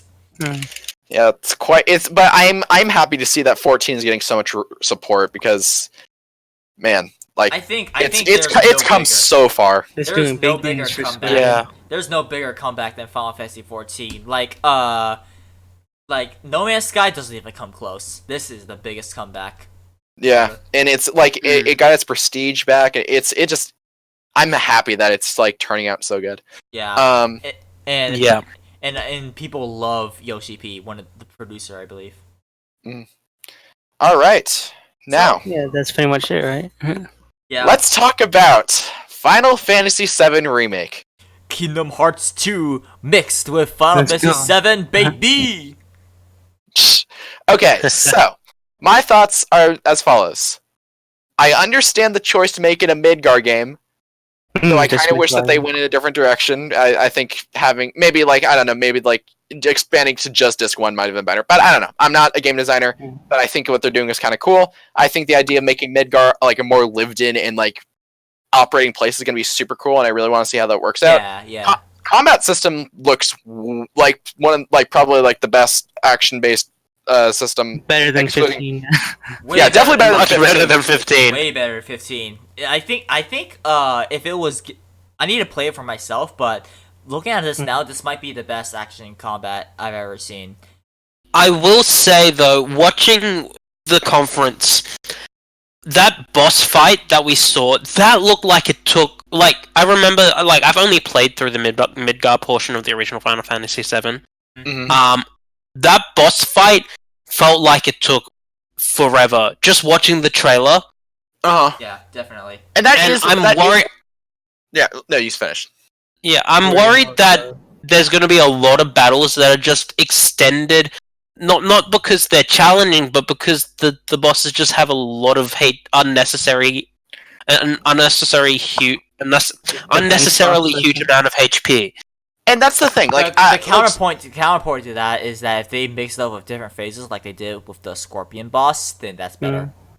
yeah, but Yeah. like at the same time, like the Scorpion boss does look interesting, but like I fully agree. Like the game looks super grindy to me, and here's my thoughts on this. It's looking like how so basically the way I'm seeing this is that their choice to make ATB tied to mashing the square button to fill out ATB bars, pretty cool idea. Now, the issue is that I feel like it's mostly a stylistic flourish, and that something like Xenoblade probably does it better because the auto attacks go off like automatically, and like you don't really care about the auto attacks. You're just like, okay, I'm just like waiting for my bars to fill up so I can use what's actually like doing damage. But here, it's like it's gonna be a double-edged sword because it's gonna look cool, but it's gonna wear thin fast. And the player feedback is, I'm pressing these buttons all the time, but it feels like I'm doing it forever, and nothing is happening because like this boss has way too much defense or HP, and I'm just not doing enough damage despite me putting all this effort into it. And I feel like what's gonna be is that people there's gonna be a like obviously they still need to balance the game. The game's coming out in March, but they need to balance the effort input to the reward output, I think. And I feel like right now the effort is way too much for the amount of output that you're getting in terms of like the actual damage being dealt. I hope we get more than basic combos in that case. More than just like mass square, or triangle, or whatever. You'll be able to use spells. Yeah. Overall, I do feel like that if they could make some like combos in the vein of Kingdom Hearts 2, that would be a good way. I feel like something I'm gonna say is that I feel like this game has the danger of entering Dynasty Warriors territory in that it becomes super divisive of whether people like it or not. I mean, I think they already divided a lot of people by moving away from turn-based. But the thing is that it's channeling enough of the tactical and decisions from original Final Fantasy VII to the point where I'm just waiting to see how they pulled off. But it's way more promising than was initially proposed way back when. The tactical aspects are really cool. It really adds a lot of promise to it. My only question is like, is the gameplay loop going to be fun? Where it's like the build up to the release of using your attack to going back to the build up. In Xenoblade that works well because the build up happens automatically, but I'm not going to be sure how the build up works if it's going to be a manual input. Since I think they're still going to be able to dodge, so it's not. I don't think it's going to be as different from a game like say Dark Souls where the best way DPS is mashing that R1 button, but it's all about like enemy design, because I'm gonna tell you this straight up, enemy design is 99%, not 99, like 80% of a combat system. The rest of the 20% is in the actual mechanics. If you don't make good enemies, your combat system failed. End of story. Yeah, so the game's going to be succeeding or falling based on how it manages like the gameplay loop for sure. Right. And I think the best way to do is make good enemies. Yeah. Provide. Yeah, and I think that's something that, going back to the Kingdom Hearts 2 example, Kingdom Hearts 2 does well, where the enemies are consistently very interesting to fight, and especially the secret bosses. Yeah. Sathura. The data rematches. Yeah. Mm-hmm. As long as they have. Well, bosses. I would argue that the Kingdom Hearts gameplay is very. You could say it's repetitive. I feel like Kingdom Hearts 2 has less repetition than, say, Kingdom Hearts 3. But because the enemies are designed so well, it never feels like that. Exactly. This is why games like Dark Souls are better in terms of combat than Nioh, despite Nioh having a better combat system because of the enemy design. The enemy design in Dark Souls far surpasses what Nioh does. As an example, going back to Final Fantasy VII, though. Yeah. Sorry. Oh, you go. You go. But my hope for Midgar is that they really do flesh out all like the little stuff in the game, like. I think that's what it's gonna do. We never got to explore Midgar at all. So it's just the starting. It's just like I think that's like part of the slums, some of the upper plates. Let us explore all the districts. Let us see why Shinra isn't being hammered against. Let us see why people aren't trustworthy of trusting of Avalanche. Let us see why all this stuff actually happens and why everything can get away from the consequences, because that was a lot of told stuff and not exactly shown the best, but that's what I'm hoping remake really does before you get out of Midgar. and like the remake is, it's just Midgar, right? It's just Midgar, but Yeah, so I think they're going to be doing that, and that's what I'm looking forward to. I feel like it's going to end up as like a 50-hour game. Yeah, which isn't bad. I think in Like the 80 or side vein quests. of like the context of Final Fantasy VII, I think it should be no more than 40 hours personally. Mm. No, I kind of agree. Because Yeah, this is not like some sprawling huge adventure like Xenoblade 1 or 2 is. This is more the like, tutorial of the original game. which is like a 6-hour experience. Now the only question for me is, are they going to add new scenes, and how is this going to affect the storytelling? Because to bring up a different example, I just got done watching the first Persona 3 movie, and that had the unique challenge of introducing, like, trying to make the most boring parts of the game really exciting. Yeah. So the way they do that is that they create a different kind of climax curve where it's they add new scenes and stuff like that to kind of create a more, like, to make it feel like its own isolated story that could tie into the greater whole, because there's 4 movies in Persona 3, the movie series. So I think that's what they're going to do in Final Fantasy VII Remake, where they're going to try and make it a more gradual, a more, like, try and Build up. make a mini climax almost. But then the question is, what are they going to be adding to make it work like that? And I don't think Sephiroth ever appeared in the main game in Midgar. So, No, he but did there's not. there's teases of there's like, some teases, but not really. yeah. So we'll see what that's about. But I do think that they need to add some really good scenes in order to, like, make it work as its own standalone story, in addition to working in the greater Final Fantasy VII Remake universe. Right. Yeah, and especially on that, you can't. The problem with this is it's going to be hard.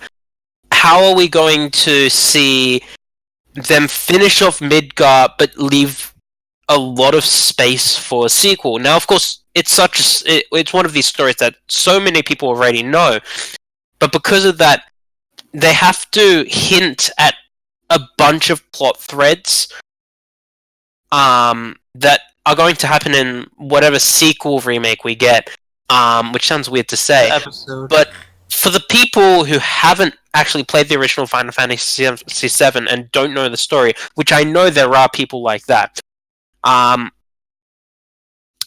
they have to actually give people motivation to see there's a sequel coming along. This isn't the full thing.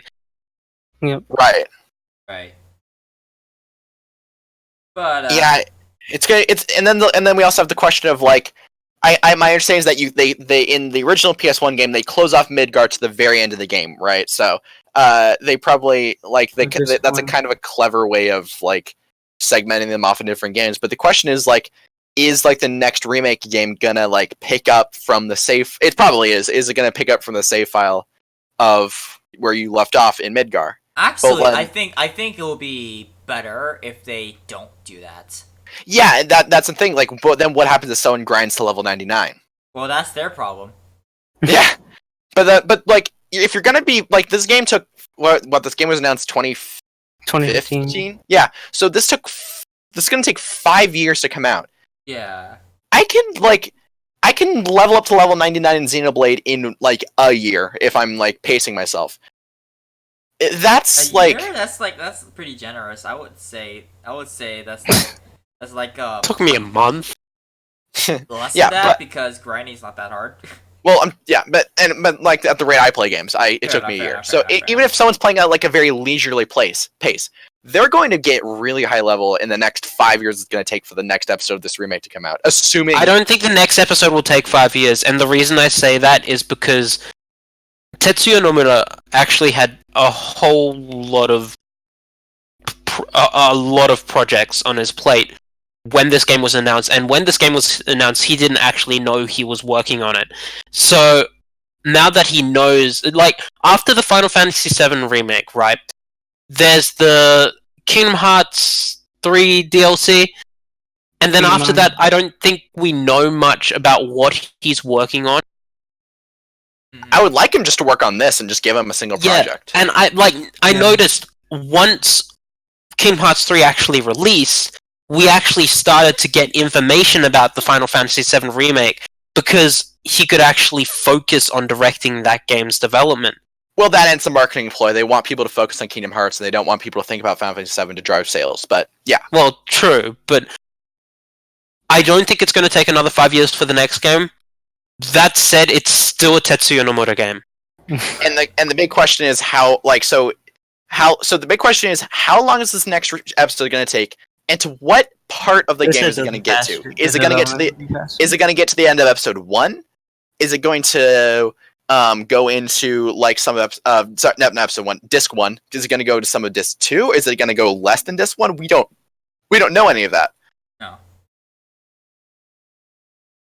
But now that I think about I think they were talking about it being like 2 games, 2 Blu-ray discs. 2 Well, episodes. No, two Ray, Two episodes. The whole two Ray game. Blitz for the first episode. Oh, for the first step. Yeah, for Well, the yeah. Okay. Okay. So I don't know where the future of the remake lies. I No. think the first, assuming they get the combat done right, I think the first episode's gonna be really, really good, and I hope it's really, really good. Yeah. It's looking really, really good, but I don't know where they go Final from here Fantasy. because like it's in people's hands, and now they've locked themselves into an episodic series where they need it to sell. Like this game could, I think, if it's not going to because it's Final Fantasy freaking 7, Yeah. but it could, in theory, bankrupt Square. Like what In almost theory. happened I don't In- know. when they personally. started. Aren't they doing well financially? Because even if They're doing this- well financially, but I'm just saying, like, this is under the assumption that it sells poorly, which I told you will never happen. Hell It's no, Final Fantasy it freaking is 7. It's never gonna happen. Final Fantasy 15 as It's the biggest series. Ugh, I don't like 15 at all. But that was the fastest selling and best selling Final Fantasy game period. And Good. even though I don't think it recouped its development costs from Versus 13 and etc. I don't think Final Fantasy 7 remake has that same issue. We'll see what happens. Yeah, we'll see, but at the same time, I don't think Yeah, it's gonna bankrupt them at all. Yeah, but like I guess what I'm thinking about is the attention over time, because I think the first one is going to sell really, really well because everyone wants to see, like, oh my god, we're finally going back to Final Fantasy 7. We're finally going back to Midgar. We're finally going back to these characters that we love. But then once they get it, like, there are going to be some diehards like, okay, what's next? I'm really excited. But then there's some people who are just like, yeah, I saw it. I got my fill. And then they're done. Yeah. So it's going to be like... I mean, it's that's gonna the be- same with anything, though. Yeah, but you have to be careful that because Square's locking themselves into this. They're locking themselves into an episodic series. Right. Lockhart. Yeah. So I don't know. I hope it works out for them. Mm. It's ambitious. Very ambitious. It's very ambitious. They always like Yeah. trying to do that. Some other things that caught my eye were, I think the new voice acting direction is going to be really good. They changed up all the voice actors. Yeah. Which actually, I think that's going to probably work out for the better, because I think they can emote better. I think these actors have a better like history of like doing like better vocal performances. Emo Cloud is gone. Thank the Lord. He was never emo in the original Final Fantasy 7. God. Exactly. Mr. I hate Emo. that. Kingdom Hearts turned him into Emo Cloud And Advent Yeah. Children. and Advent Children. Yeah.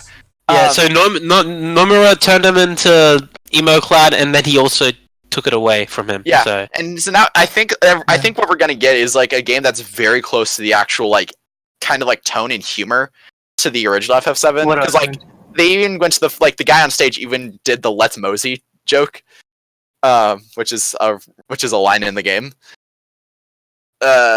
So yeah, I hope it maintains that kind of tone, because I think that'd be really fun. But yeah, anyone else have any thoughts on Square Enix's? Bite. It's, yeah, It's fine. It kind of, I don't know. It kind of blew its load and then ended flaccid with Avengers. So, when they did do FF7, It was that was a lot. It was that was fine. really it's fun. probably Game of Show. Yeah. But that's not my Game of Show, personally speaking. That's Yeah. We're going. I think that was my game of the show, but it's close. Astral Chain and Animal Crossing are also very appealing. Yeah. But Speaking of Nintendo, Yeah. Oh, okay, we're gonna spend even longer than Almost. Microsoft and Oh, and, God. We can. We'll do it. definitely. We can do it. Definitely. can we talk about the Smash DLC first? Because I Sure. know, like, Two I feel like characters. that was honestly like as big as like Banjo is and as big as Dragon Quest is for Japan. It's also heavily rumored, so it didn't hit me as Yeah, I it's- feel it's like not it the was the shock. most predictable because I have been personally where the bear is concerned. I've been saying for a while, Banjo is a lock. There's no way Nintendo have not gone to Microsoft to get Banjo into Smash. Sakurai was thinking about Banjo all the way back in Melee, and it's one of the most heavily requested characters from the West. And Not to even mention Japan. Nintendo, Microsoft are Where- really buddy right now. So Yeah. There was no way in my mind, there was no way they were not making it into the game. So when they were announced, I was like, I was happy. I haven't actually played Banjo-Kazooie, but I was really happy because I knew it was going to happen. I know how many people are going to be super happy about it, but I wasn't surprised. No. yeah, like okay, so it was. I fully agree. Like I could tell from the music and like the slight. It was like a slight stylistic change in the first one. That and like for Dragon Quest, they're like, oh, it's gonna be Dragon Quest, and then when Banjo-Kazooie came, like I saw they were Well, remaking the Donkey Kong one, and like, oh, it's probably gonna be something Donkey Kong or something related. And it's like or Rare, and it's like Banjo-Kazooie. Okay, that's fine, but neither of those got like the pure like heart shock that MB, you were asleep, so you didn't know this, but during the Game Awards, they were just like showing trailers, but what they did was it was no context. It was just like the theater goes black, and then they do this Persona 5 trailer, and nothing can describe the pure heart shock that happens when the layer turns around and it's the Smash envelope. Because before we didn't know what the heck it was. I honestly thought it was like a trailer for the Persona 5 anime, to be honest. But my Game Wars. I wasn't actually asleep, but Smash Ultimate was actually out in Australia, so I was playing that with a friend. So I came to Discord, and a friend messaged me saying, "Yo, did you see that reveal?" And he didn't tell me what it was. He told me it was for Smash. So he said, I think my reaction video is on my channel, but he sent me the link, like hiding the link. I opened up the link, and I kind of covered the title of the video with my hand, with my arm. Mhm. But you didn't get- you didn't it's get the- not. I didn't get the shock at the emblem, like at the emblem. I got it the moment the logo Take Your came Heart out. logo came Yeah, out. Right. But it's slightly different because you knew it immediately, so you're just like, okay, now I'm gonna enjoy myself watching this. For us, it was like, what is this? What is this? Like, it could be Persona Dancing, it could be like a Persona 5 Arena game, it could be Persona 5 for Switch, it could be anything. But it's Persona 5 in Smash Brothers, and that is like the heart. Like, I don't know how to describe it. That's the moment that like sends lightning through you, honestly. And I don't know. That was Yeah. a very, very good start to the Fire Pass, all things considered. Yeah, that's still my favorite. It's like I think it's my favorite. It's a tie between Cloud and Joker for like Smash reveals just ever for me. Exciting. I don't know why, but I think back to Dark Samus all the time because I love Dark Samus and Wrigley. I think those two are my favorites. Cause I think Shulk and Joker, like even though I didn't get that heart shock that you're talking about, I think Shulk and Joker have still been the best Smash reveals for me. Yeah, Uh, especially like that's one Xenoblade, I wasn't best super. times. I wasn't super into Xenoblade at the time when Shulk was revealed, and then the leak came out before the trailer came out. So Photoshop. see, on See, that. yeah. See, I'd actually played Xenoblade like I think 4 or 5 months before he was announced. I don't know why I picked it up. I just kind of was like, oh, I heard it's a good game. Can we go look for it, Dad? yeah, like it was like a game's like, it's a thing that exists. Nintendo's making. It seems cool. Whatever. But And of course, I fell in love with it as soon as I finished it. And then even when the leak came out, I saw it, and a lot of people were still doubting the credibility of that leak.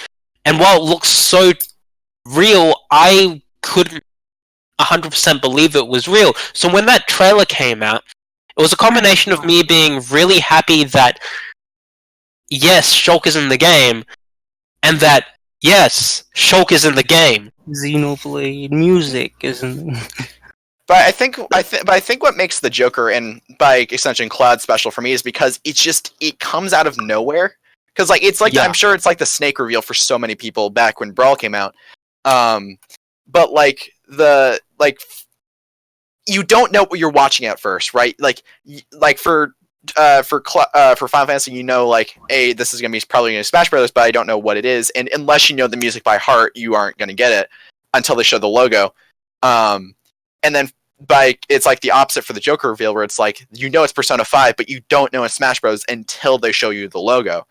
It's that instant moment of shock that sends it through your body, and those are my favorite reveals.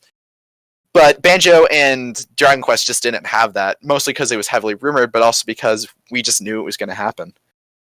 So I was still surprised that it's the Dragon Quest 11 person. Yeah, they did a Dragon Quest character actually has like really cool mechanics, and I really want to see how they play out. It has the RPG menu thing, right? Yeah, the command system. Yeah. Kamikaze. I really want to try that out. Actually, it looks really fun. Yeah, it has the same command system that a lot of good turn-based games. Hey, good. I mean, a lot of turn-based games. Just have. turn-based, yeah. Just turn-based. Not no other adjectives there. Mm-hmm. Because it's Dragon Quest, yeah. All right. So let's get into the meat and potatoes of the direct. Okay, so they started Smash, then went to Dragon Quest 11. We talked about that. It's already out, and then they introduced Dark Bowser. That's That was the World of Light Yeah. thing.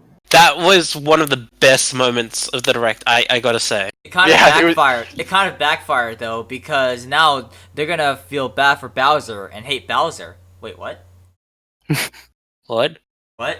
Bowser. That- Well, I'm sure they're gonna bring up the joke I know. because I they know. said maybe next time, and they can't get that just. a lot. I mean, they can. They can't. They're But gonna. Nintendo being Nintendo, they're gonna. They gotta have actual. They gotta have actual Bowser. Based on how many memes that Give came us out an of array. Reggie Fils-Aimé, we're gonna get our fair share of Doug Bowser memes for sure. Absolutely. I just hope to differentiate the two. We're gonna call Doug, and Bowser. I'm just gonna call him Doug Yeah. from now on because you know how we call Reggie. We don't call him Fils-Aimé, Reggie. we call him Reggie. Yeah, Yeah. he's our boy. Even his Twitter handle is called Reggie. That's it. Just Reggie. Yeah. Yep. So, Reggie. All right. that was a cute skit. Bodies. I laughed. What else? Okay, after that was Luigi's Mansion 3. Oh my God, that game looks good. Not It- Luigi's like- They're bringing back boss ghosts, actual. Yeah, they're bringing back. They think they call them character ghosts, right? Yeah. They're not called Portrait Ghosts. They're called. Oh, okay, I guess so. They're similar to it though, yeah. Yeah, similar. Yeah. It looks good. I've never played the original Luigi's Mansion. I've only played 2, and I want to get the 3DS remake I've eventually. heard the 3D remake is just okay. My brother has it. I think I want to try and go back and find the GameCube Yeah. version. Triggers and But- Yeah, I second analog stick would really hurt it. Yeah, but I'm looking Right. forward to. I just it looks good, and it seems be a blending of the original and 2. It takes the best parts of each, and if that's what it is, then it's gonna be so good. More than I was expecting. It'll look fun. Yeah, it does look fun. I And look also- at other Luigi's Mansion games. I'm like, it's okay. I guess I gotta play it to see it for myself. But And the For first this one was one- a tech demo. it was a tech demo. Yeah, it even had 3D built into it because that's how much of a tech demo it was. But Mm. regardless, this year I was like, I saw the slam. I was like, I want that. They gave Luigi his grab his throws from Smash. Oh yeah. So Yeah, I think Smash. Someone probably told Plunger. Sakurai. which in turn came from Teenage Mutant Ninja Turtles for Turtles of Time. Totally great, yeah. All right, it looks good. Really excited for it. It's gonna be fun. What It's good. happened next? It's after that I don't remember exactly, but I should probably They pull. showed The Witcher 3 on Switch, yeah. no, Oh, yeah. no, they didn't show that after. They showed that after that. But we can Yeah, let me see. wasn't it something? It was the Netflix thing. Oh yeah, Yeah, Stranger Things? Dark Crystal. I have no idea. Oh, Doctor. Apparently that's I don't know. apparently, like old people know about that. Like like people It's around from the our creator of the parents. Muppets. Our parents' age would know that, but I don't know personally. So apparently, what it is, yeah. So apparently, it's like a really old movie or something that's getting remade, like a reboot for Netflix. Which I guess is kind of cool. And then like they're making a game, and then they're like putting like priority on it, which is they put priority in the direct, which is really strange. That you think they put that in like a sizzle reel, right? They showed on And Treehouse. Netflix Direct. Yeah. They showed on Treehouse, and I don't know what exactly. Oh crap! Sorry, but they showed in Treehouse, and I'm not exactly sure what it's like. But if it got on Treehouse, it better mean something, I guess. You know. The gameplay looks like Yeah. a typical tactical RPG game, which should be fine if you're It into should that. be okay. Yeah, at the very least. And then out of nowhere, Link's Awakening. Ooh, Fun. Fun. It's looking a lot better than I'm looking forward to this game a lot more than I was Yeah. back when it was originally announced. Like, it doesn't look nearly as plasticky, even though it still has like the toy-like vibe. I don't mind the toy-like vibe. I just don't like the plastic textures. But Yeah. It's it's incredibly, I guess, faithful to the original art style, and I love that. I actually love. It's going to be one of those Wind Waker kind of things where I think, to a much less extent, people aren't really going to necessarily take to the art style at first, but then we're going to go, actually no, that was actually pretty cool. no, I actually don't. I don't mind the style. I think we learned from Wind Waker. Sounds fun. Is a thing. I don't mind the style. I don't really like the plasticky texture that each of the items has. It doesn't like. I don't know. I'm not a Doesn't fan look of it. natural. On Like, the other it- hand, They're remaking one of my favorite Zelda games, so I can't help but be. on the other I hand, kinda- you see like the dioramas that they put up at E3, and then you look back at the Link's Awakening remake, and it's like, oh my goodness, this actually looks very similar to each other. Yeah, I like the toy-like vibe. I just wasn't a huge fan of the plasticky texture. It looks like they've dumbed that down a little bit in this, and I'm totally up for that. But yeah, I don't know. I was fine with the art style. Never really had a problem with it. It was just like the fact that I wished it retained a little bit more Link Between Worlds in that regards. Like I really liked like the Oh yeah, I love. the texture design, I Probably guess, like of that an game. Probably Yeah. an upscale Link Between Worlds would have been a good enough art style, I suppose. But I think I was. I like the. No, I But think this is incredibly much more faithful to the original Game Boy you look Color at you art look style. at the camera photos, and then you translate it to 3D. That's what you're gonna get. Again, I'm fine with the character models. Those are Oh really yeah, good. yeah, door models. yeah. I know that. I know you're gonna talk about the plastic, and I can agree, kind of. But overall, though, I think it looks really good. I think it looks a lot better than when I first saw it. I'm yeah. looking forward to this a lot more. My only question is to you guys: do you think they're gonna add more to it? Because Well, I mean, we already know about the Dampe. The dungeons. Yeah, the dungeon make your like, own customization, Yeah. right? Yeah. But I'm gonna save it for later. Do you think they're gonna add anything more beyond that? I'm not sure.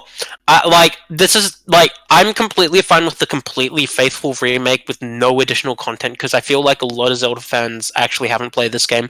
But at the It has same the color dungeon, time, which is cool. It's oh, it's on yeah, the 3DS. that's good. It has the color dungeon, so that's cool. Yeah, that's Virtual That's console. good. Yeah. Yeah, it was on. That's how I played Link's Awakening. But at the same time, it's one of those things where Zelda remakes generally add a decent amount of new content, right? Unless you're playing the 3DS remakes. 3DS versions didn't add anything. Wind No, Waker but like added- with Twilight Princess HD, you had a whole new dungeon with Wolf.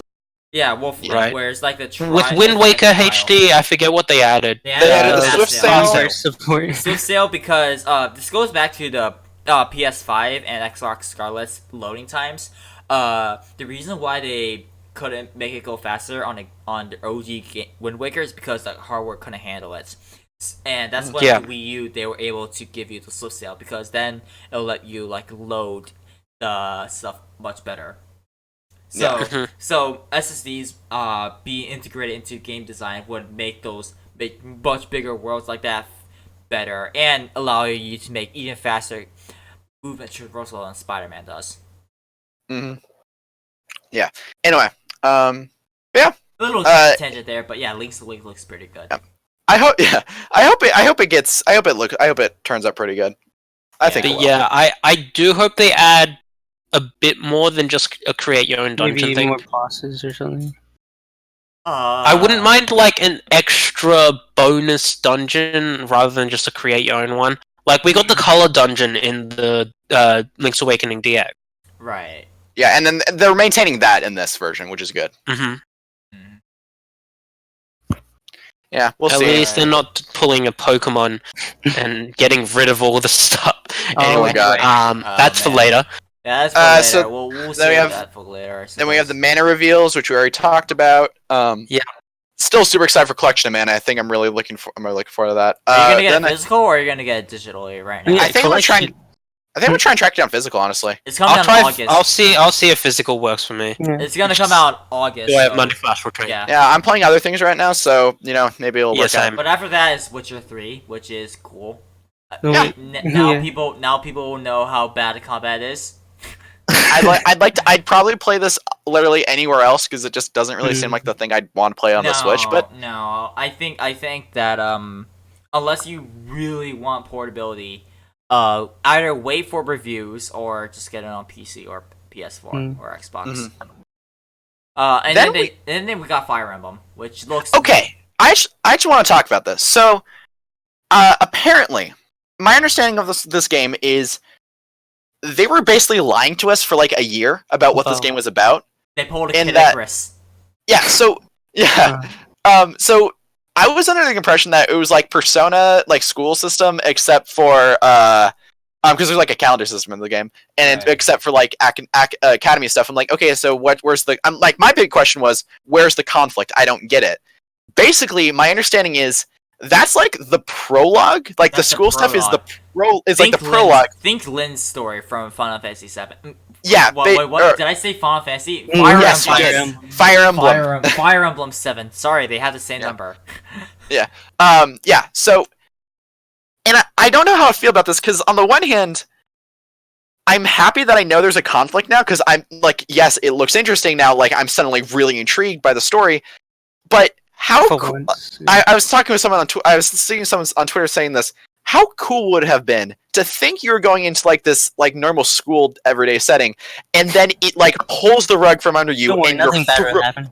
That's one I of the don't- big reasons why I was very enamored with Kid Icarus Uprising. yeah, and- that shock is iconic. I feel like they kind of want you to do this. Like they want to have like this reveal to turn heads because they did the same thing with Xenoblade 2 when they showed Mithra for the first time. Yeah, but it's just like I mean, like Nintendo's like spoiling their own games again, I guess, which kind of sucks. But like, Yeah, they're gonna blow the lid on all the stuff. Like Like, they did with Xenoblade yeah. X, like they did with 3D World, all that stuff. It's just like, Yeah. if you don't want to know anything about a game, go dark. Because Nintendo... Yep, that's what I've been doing lately. It's like, I didn't watch the Fire Emblem Direct because I'm like, well, I'm gonna get this game. I don't need to know more about There it. is no Fire Emblem Direct, though. it was a I while thought back. there was. Yeah, there a while was. back, but Yeah. that was 2017. No, you're thinking. I know you're thinking about it. You're thinking about the Nintendo Direct that put a huge spotlight on Fire Emblem. Oh, that's right. Yeah. Yeah, sorry. I'm No thinking of worries, something no else. worries, because But there's a few directs I've There was looked a at. Fire It's like- a Fire Emblem related specific direct in 2017, which announced Shadows of Valentia, Fire Emblem Heroes, and Three Houses. Right. Yeah, I just And Warriors, right? No, no, Warriors uh, was Was Switch the presentation. Yeah, it was presentation. Yeah, that was what. That was. But I feel like when there's a game, like I understand for like commercial purposes, at times it gets to the point where when I know I want a game, I don't want to hear more about it. Because I find a lot of companies tend to just spoil some portion of the game. I mean, Xenoblade 2 had this with the Xenoblade 2 Direct. They kind of spoiled up to Chapter 3, yeah. but at the same time, it wasn't the biggest plot twist that they spoiled, No, Mhm. thankfully. it's not. Thankfully. Although, after release, I think they showed yeah. some stuff from Blair in the game. I think they showed one scene from Blair. No, they played some voice clips from chapter 10 of all chapters, which yeah, I it was during it was during like the what was it, the Accolades trailer. oh my god. Yeah, the Accolades trailer for Xenoblade is actually for both X and 2 have not been that great because X literally showed a scene from the very the ending of the game. It's like once the game's out, spoilers are plenty, folks. Yeah. Here's We what don't the care. final boss is. Yeah. But back to Fire Emblem, I understand why they did this because it is like for people who are on the fence, like, oh yeah, there's actual like conflict in this game. Go buy our game. So like, yeah, I get it, but like, I knew I was gonna buy the game anyway because it's Fire Emblem, so it'd be fun. And I was just like wondering, like, where's the conflict? I want this to be a good game. I don't want this to be fan servicey fun times like Fate, like Fates was. I had And a feeling it was never gonna be that. it probably wasn't, but it looked I don't know, it looked like that on the surface, but it felt like a facade, and it like this proves like it was a facade, but like I kind of wish I didn't know about that, but at the same time I'm glad I did. It's a very conflicting opinion for me. Definitely, because Yeah. at the same time though, I think I will prefer not knowing because I think back to Kid Icarus Uprising, where I was legitimately blown away by Hades. Suddenly showing up. And it's like, oh my god, this is not just a 10-chapter game. I have 15 more chapters left to go. Thank you, Sakurai, for not spoiling your games. Yeah, exactly. Yeah, Sakurai is good. He knows what information to release, Are you and he's kidding me? figured out, especially with Ultimate, he figured out. Okay, it's actually probably best if we announced all the characters before the game comes out because people spoil it anyway. Yeah. But you say he's good with spoilers? Last in Xenoblade trophies. Yeah. No, I mean, like before the game release, he knows what kind of information. Yeah, to I release. know, but after that, he's gonna spoil everything. Yes, Fiora. But I mean, with the crossover, you can't really be. Nah, you can't. If you're sacred with spoilers for everything in a crossover, you kind of ruin the point to an extent for some games. Yeah. It's a Like, fighting. I'm playing Persona Q2, and like that game like has a lot of references to some like later plot points, but it's very coy about it. So I'm thinking specifically of a certain Crow about how it teases a lot of like stuff for him, but it's kind of coy about it. So I guess, but I don't know. Yep. Basically. Alright. Any other thoughts about Fire Emblem? Looks good. Definitely.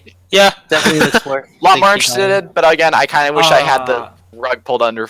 I mean, from I was under me. gonna get it anyway because even if the story is gonna be hot garbage, I'm still gonna really get a kick out of the gameplay. Like every Fire Emblem game. Yeah, every Fire Emblem game has very good gameplay, so it's not like I'm gonna have a bad time. In fact, I know, but I feel like even with a bad story, I would have laughed at it and made fun of it. Yeah, I that's what I'm saying. feel They have bad. I feel like with Fates though, you had like Conquest had a few chapters which were unnecessarily difficult rather than fair difficult.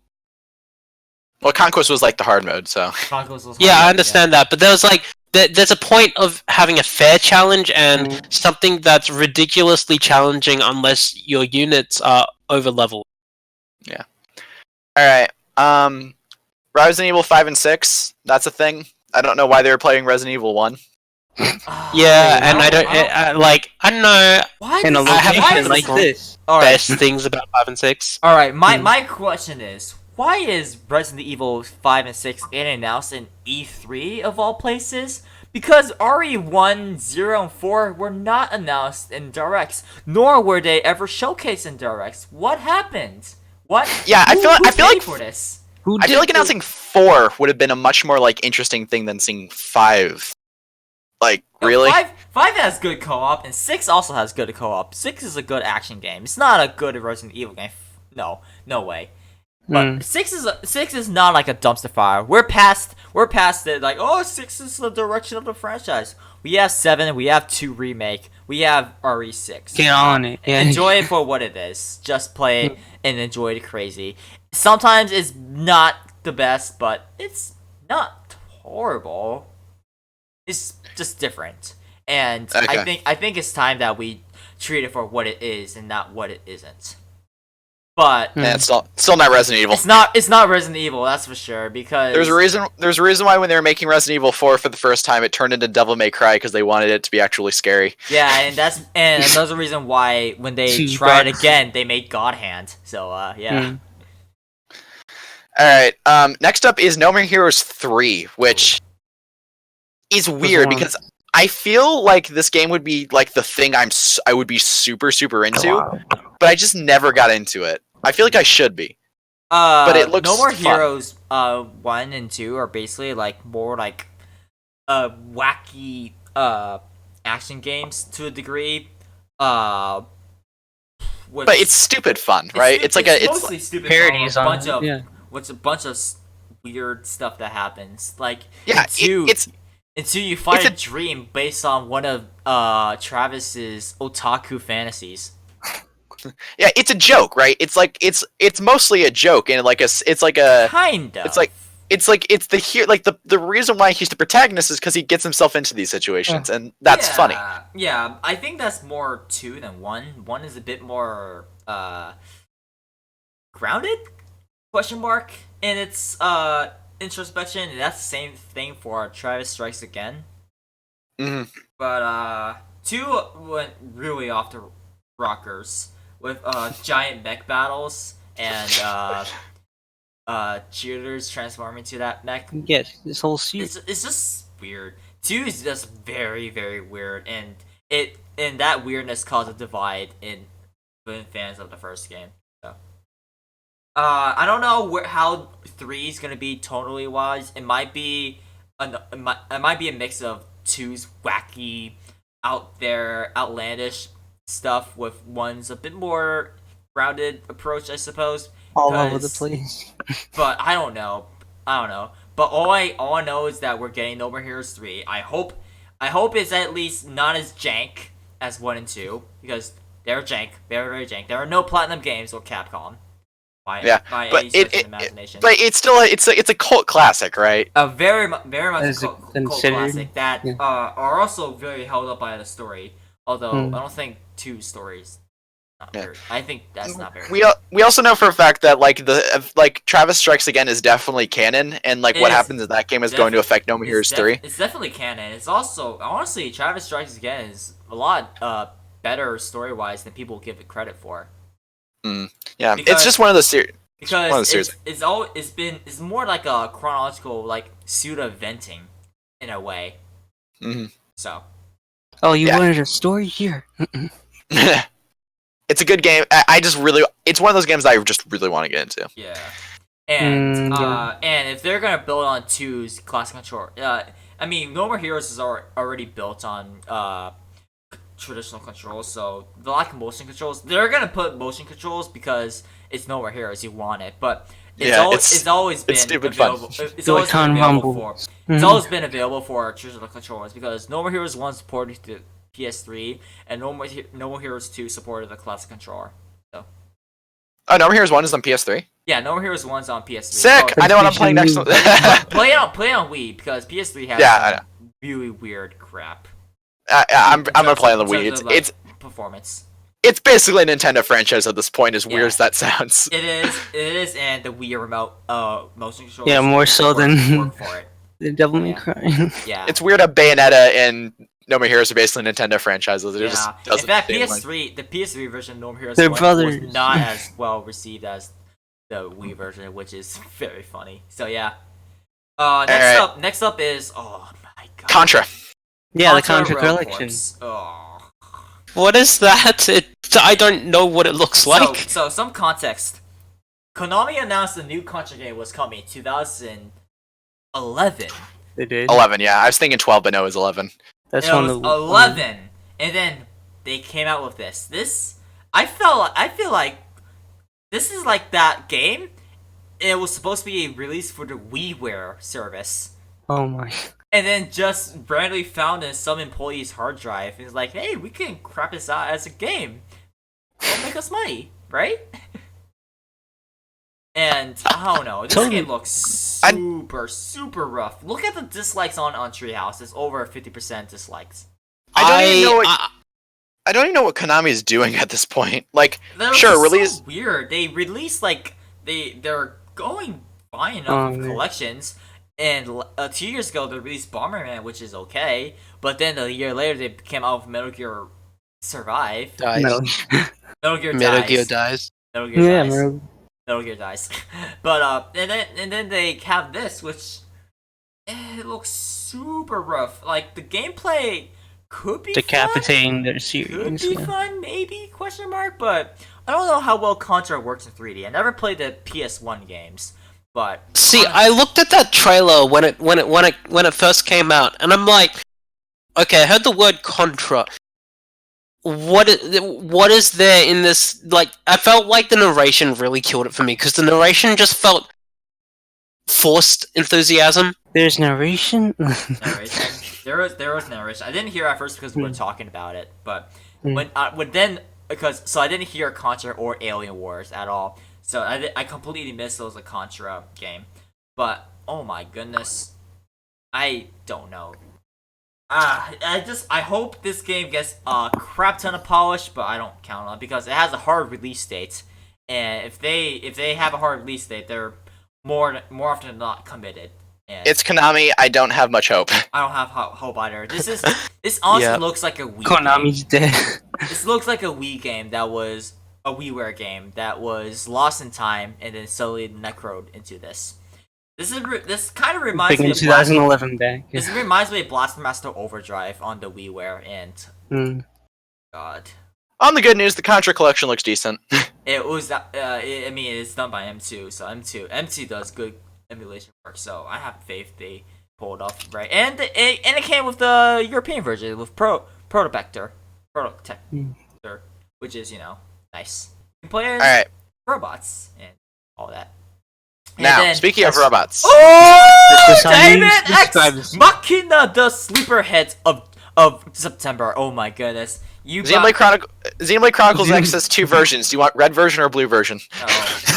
Blue and the red pill of the- I'm getting both. Okay. Anyway. Yeah, I'm getting both. I'll be honest. Oh my They are god. doing that. So they implemented so much changes in the beta from the beta. For one, they have gyro aiming.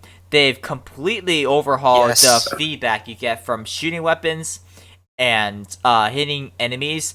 They've increased the speed of which the base speed of which you ascend and descend in air, and more importantly, I'm gonna say this again, they had a gyro aiming. Thank you. And they also You like smoothed that out from performance. Steam. They also smoothed out performance and yeah. I actually never got around to playing the demos just because I was really busy at the time. But Them was It- kind I- of rough, but overall it was very, very promising. And I didn't end up finishing the demo, but I did enjoy the gameplay. And for me, even though I think, like, I'm not sure how much story this game's gonna have, I feel like the demo didn't really. no, the Focus on any kind of story. demo is disjointed mess. I think the trailer they showed at E3 had a lot more story. it did have a lot more Yeah. story, but the demo I don't think is a fair representation of it because I think No. the demo was completely in not chronological order. I think the demo. I think the demo was there to say, "Hey, we have a game. Tell us what to do better because we're at the point of we know what we want to achieve, but not sure how to refine it." Yeah. Yeah. Yeah. I also And I like that's probably the best. Please like help us. that probably was the best thing that they could have done. Yeah. I just hope I that, think- no one ignores it because this is gonna be sandwiched between Astral Chain and Link's Awakening, and I really hope that Daemon X Machina does well enough because I know this is gonna be a niche game, but overall, I just want it to be decently perform enough to the point where it can get a sequel. Yeah. Yeah, no, I think it looks really good, but that's coming from me as a mecha fan. Yeah. I think it's one of those games that doesn't. I saw a video about it. It doesn't have the biggest. Appeal. It doesn't really even have a niche audience to, I guess, advertise itself to. Well, Yes, that's there's that because- one PS1 era SquareSoft game that has a Left similar Alive. vibe. Hey, Xenogears, what's up? Yeah, like they're really like. I feel like it's probably gonna appeal most to people who really like Xenoblade Chronicles X. Like that game found a market, Yeah. right? It did. But Yeah. it's gonna be interesting. It is on the Switch, which means it should sell decently at least. Is the Switch but- exclusive yeah. so more eyeballs? No, actually, I don't know about that because as I said before, this is gonna be sandwiched between Astral Chain and Link's Awakening. So people are probably gonna hype up Zelda way more than Dayman, unfortunately. I think the big question Yeah. is how much marketing is going to be put behind it. I don't think much at all. I think this is Yeah. gonna be, if this is a good game, this is gonna be a sleeper hit. And people are gonna say the same thing for Astral Chain, but the difference is that Astral Chain has been getting massive amounts of marketing from It's Nintendo's platinum. Twitter. And especially when you have Hideki Kamiya. Yeah. He's only Astral- he's only Astral Chain- supervisor. He's only The, supervisor. the difference though is that Yeah, I but think people Astral don't Chain- realize that they see the name Kamiya, and it's like, oh, it's a Kamiya game. It's gonna be good. Astral Chain has the pedigree. Astral That doesn't mean It- anything, Mike, because it's- look at Wonderful 101. That undersold terribly. But it's got people behind Nier, and it's got Kamiya, and of course it's a Platinum Games thing, and it's like a cross between it's less action based than Bayonetta, but more action based than Nier. Yeah. So I feel like, and with its pedigree and stuff like that, it's going to do really well just because it makes a really strong impression. We're gonna, Just at, we'll save that for Astral Chain itself then. But going back to Dayman, I really do hope that the word of mouth spreads and it becomes super good, because I don't want this game's online to be dead, okay? I don't want it to be dead. I want to be able to do some PvP and co-op stuff on that game. well, I'm definitely playing it. So I'm definitely playing it as well. Yeah. I'm I'll likely get it. probably gonna stream it too. Yeah, so I think I'm gonna put- likes it. I think I'm gonna put more emphasis on Astral Chain myself. Like I just think that game looks more interesting. But if I can get it done, then this is gonna be my next thing. Definitely. Yeah. All right. Next is Panzer Dragoon. Panzer Dragoon. Which one? Oh my god. I almost I've heard. I almost recognize the music because I hear that same music from Sonic and All Stars Racing Transformed. No, But, I've seen it. I looked at it and I was like, wait, this is that Panzer Dragoon game, and it's one of those series. Like I know it's one of those. Was it the Saturn? The It's second Saturn. Saturn. It's one of those that released on that console, and that's interesting enough as is. But then you had like, it was one of those games. I think people were saying it was one of those RPGs people were trying. Sega was trying to compete. No. Panzer Dragoon was not RPG. Panzer Dragoon It's a is, rail shooter. It's a rail shooter. I think you might be thinking of Yeah. Panzer Dragoon Saga. Panzer Dragoon Saga. That's right. Oh. Yeah. Maybe. Let me look it up because I actually do not know much about Panzer. Make an Dragoon. RPG of a rail shooter. No, isn't it? Yeah, but basically, I've heard good things about Panzer Dragoon, and it's like, I think it's just really remembered really fondly. I think. yeah, people remember it with a lot of like good word of mouth, essentially. Yeah, like lesser known Sega. And it's one of those, lesser known Sega games that has always interested me, but it hasn't really been available. And the fact that they're remaking it makes it, one, available, and two, I guess more people know about it now. Mm-hmm. Yeah. It exists. I think. Any I think the source code for Panzer Dragoon Saga is lost, so that's going to be very, very hard to bring back because Saturn emulation is a crapshoot right now. It's Is it Blue very, Dragon? very difficult to emulate Saturn. well, it was difficult to develop for in the first place. So you're telling me. difficult to develop or difficult to emulate. So bringing back Panzer Dragoon Saga is going to be very, very difficult. I hope they can build off of Panzer Dragoon 1 remake and then go to Panzer Dragoon 2 and then Panzer Dragoon Saga, hopefully. But that's gonna be a years long commitment until we can see anything close to that. For now though, this is I think Panzer Dragoon remake is Switch exclusive. For now. For at now least. at least, but I don't know personally. It'll be interesting. Yeah. If Sega decides to make a new console. Nah, Sega's not going back. Yeah. Though the Genesis Mini looks really good. As like a quick tangent, it's probably gonna be the best mini console. Period. Like I think even better than Super Nintendo Mini. Mm. Quick question: is Fantasy Star 4 on there? I think it is. There is fantasy. If it is, then I'm gonna buy it. Okay, cool. Alright. But that's all I got for Panzer Dragoon. Alright, now- I'm happy it exists because it gives young people like us an excuse to The play, youth. play games that would be lost to time because of Saturn.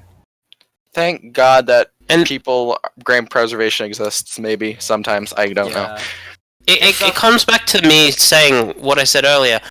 Game companies need to at least port, if they don't want to remaster games, at least port them, make them available, whether that's on PC, console, somehow. It Yeah. needs Some way. like some way. The more accessibility there is, the less games will be lost to time. Yeah, exactly. Because we already have so many examples of that, like Square Enix and Panzer Dragoon Saga, stuff like You that. shouldn't have to just rely on ROMs. Yeah, I mean, like, and then they complain about. Then they go back and complain about emulation. And just like, pick one, please. Yeah, you either release Yeah. your old games DRM free with no strings attached as like stuff you can buy outright, or you deal with people pirating your games. I believe it's now impossible to purchase the SNES version of Chrono Trigger, like legitimately, unless you have a cartridge or a Wii, because the only versions that exist are the Steam version, which is like a hodgepodge of the SNES and DS, Yeah. and the mobile version, and the DS version. But there's no way to play the God. original Yeah. SNES scripts. It was not re-released for the Wii U Virtual Console. Yeah, it was only on the Wii Virtual Console, which has since gone offline. Mm. And it was it was like 2011 it was released for the Wii Virtual Console. So some people didn't even pick it up at all I did. because they missed Thank it. God. Good. I have my DS version. That's all I need because the DS Yeah. version is the goat. So, But I feel like it's important to memorize, like, have remembered as like how game scripts used to be. yeah. Anyway, Yeah. Um, That's true. Next up okay. is the elephant in the room. What? Nintendo with No, Pokemon Sword I and want Shield. this. I want this game. Oh, what is that? Wait, is this? That's Pokemon. I This is completely skipped Pokemon. over that. This is Pokemon. Astral Chain is next though. Do we want to talk about it? Like, I feel like it's pretty I self-explanatory. feel like there's enough. Okay. My overall thoughts. I just want to say, More. Game Freak have been doing really stupid stuff since. People would say Gen 6. I think it was more noticeable in Gen 7, and no one has really given them flack for it. Now, I don't think the lack of Pokemon existing in the game is something that bothers me the most. There's other stuff in the game that annoys me more. Hmm. But I'm glad Game Freak is getting a lot of flack for it because they're very tone deaf, Yeah. and they need to hear that they are being lazy and people don't like that. I'm gonna be a bit more. They're not. cynical. I wouldn't call them lazy, but they're definitely playing it a little too safe. I'm gonna Yeah, be. no, a They're bit being more- complacent. I'm gonna be. a They're bit being more, very complacent. I don't think we've had a complete Pokemon game since Gen 5. I'm gonna be a bit cynical here. Do you think they care? No, not at They're all. a sell. And that's the problem. We need to, like they need to be able to care, and because but they're still making money, and no one's really. They're Brought it up. and they're being They print money. rewarded with it.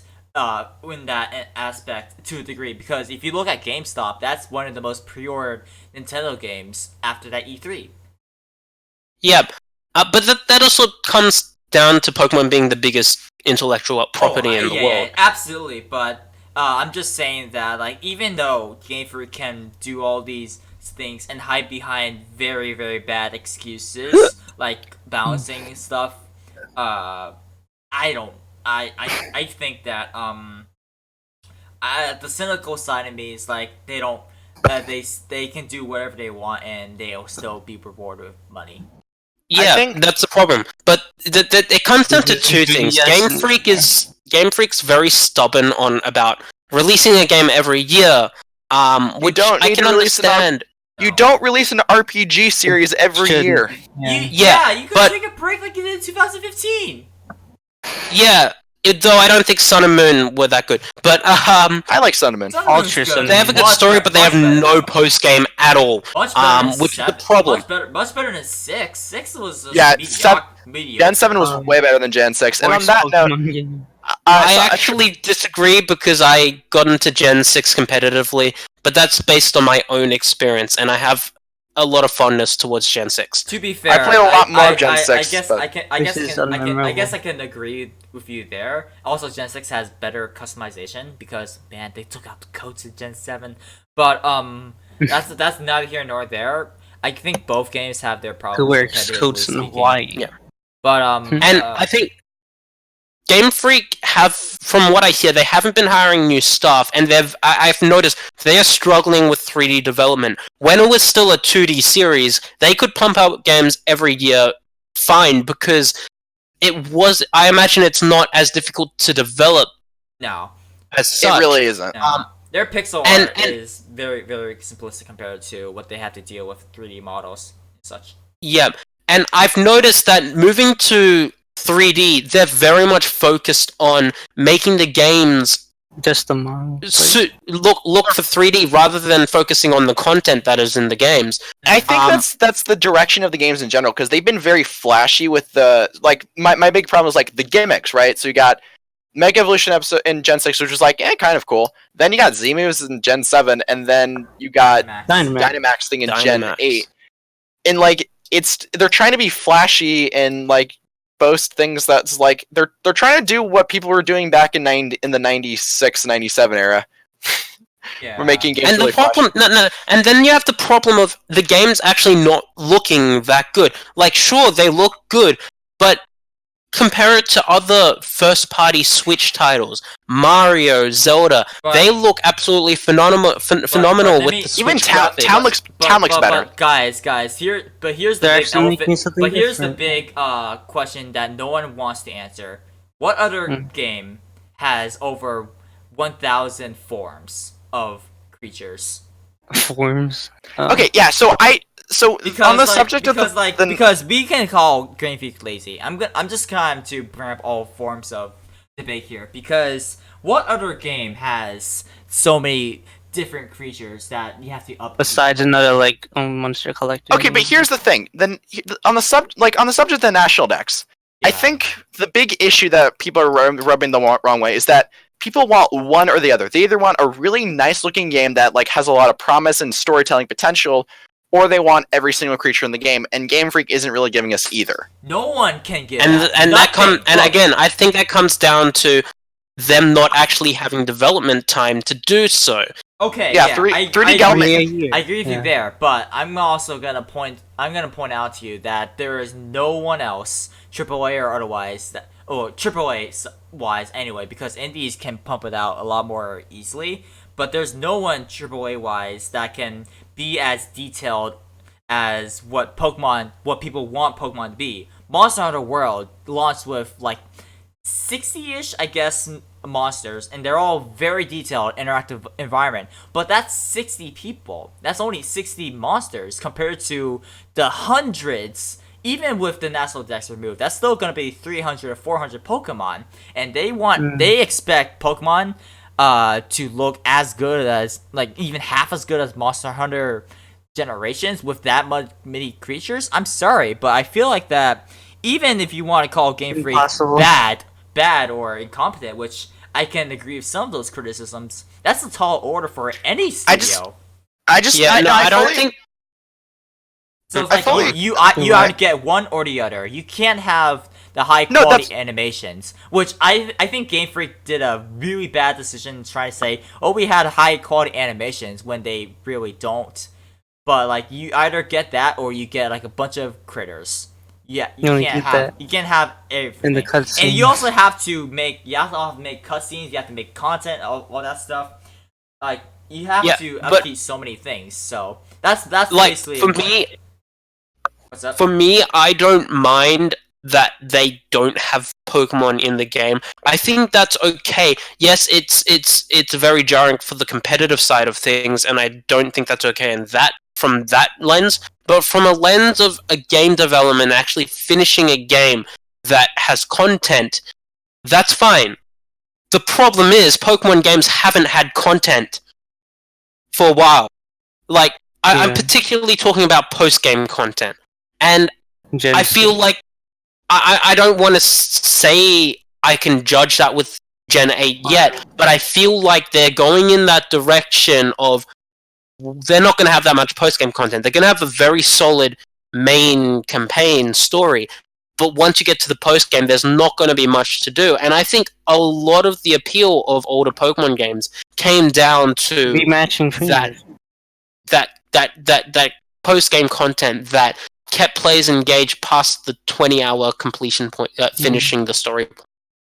Then that I will agree with you there, but at the same And time, I feel like if you're going to sacrifice all that graphic, like Pokemon, you're going to sacrifice graphical prowess. You have to have something to make up for that. And unless Sword and Shield have a lot of content in there, I think that's still pretty inexcusable. I honestly, yeah, I have to agree with you there in that they need more, like, well, I want to say I want meaningful content. I don't want filler content of just, like, Oh, yeah, that's what I mean. like, because, like, because I look back at, like, Soul Silver and, Black 2 with, the Pokeathlon, and, Goat, you mean. what was that movie, like, thing in Black 2 White 2 called? Hang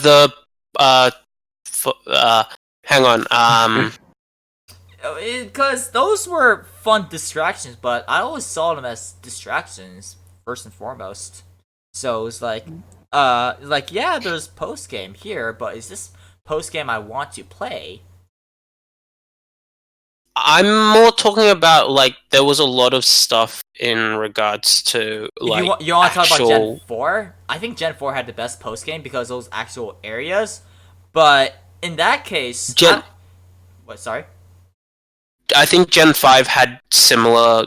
Like, Gen 4, Gen 5 had similar post game, but I think it would be better if you move that post game into, like, the main game, because I feel like that if the game doesn't end after Elite Four, then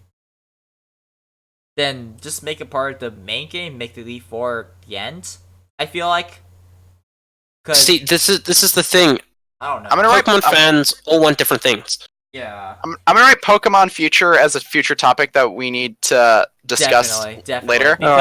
Because this sounds good. This probably explode. Yeah, that's a good idea because this exploded way beyond the can of worms of Sword and Shield by itself. Because we haven't even talked about the actual stuff it's gonna bring in, like Dynamaxing and the wild areas. So yeah, so let's. Yeah. I'm not. we're gonna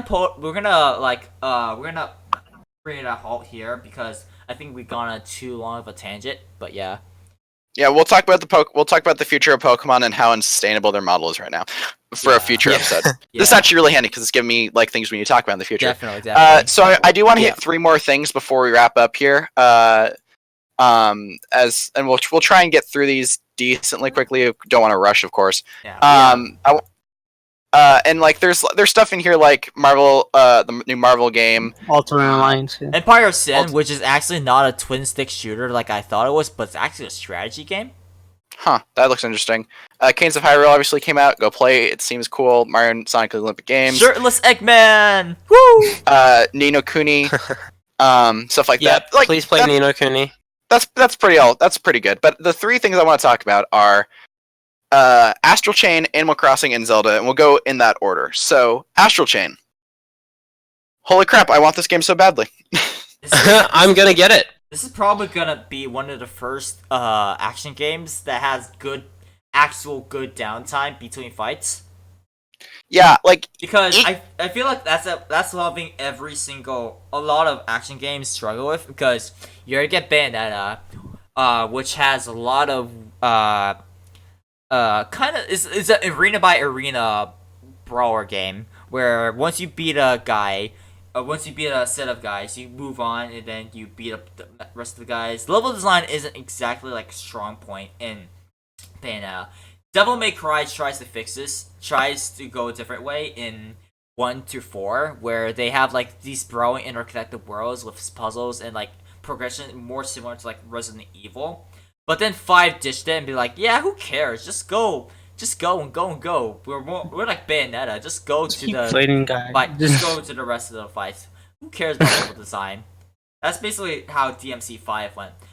Astral Chain looks to take it a bit differently by immersing you more into the police setting with like. It just looks so stylish. Like, very stylish, and everything from the.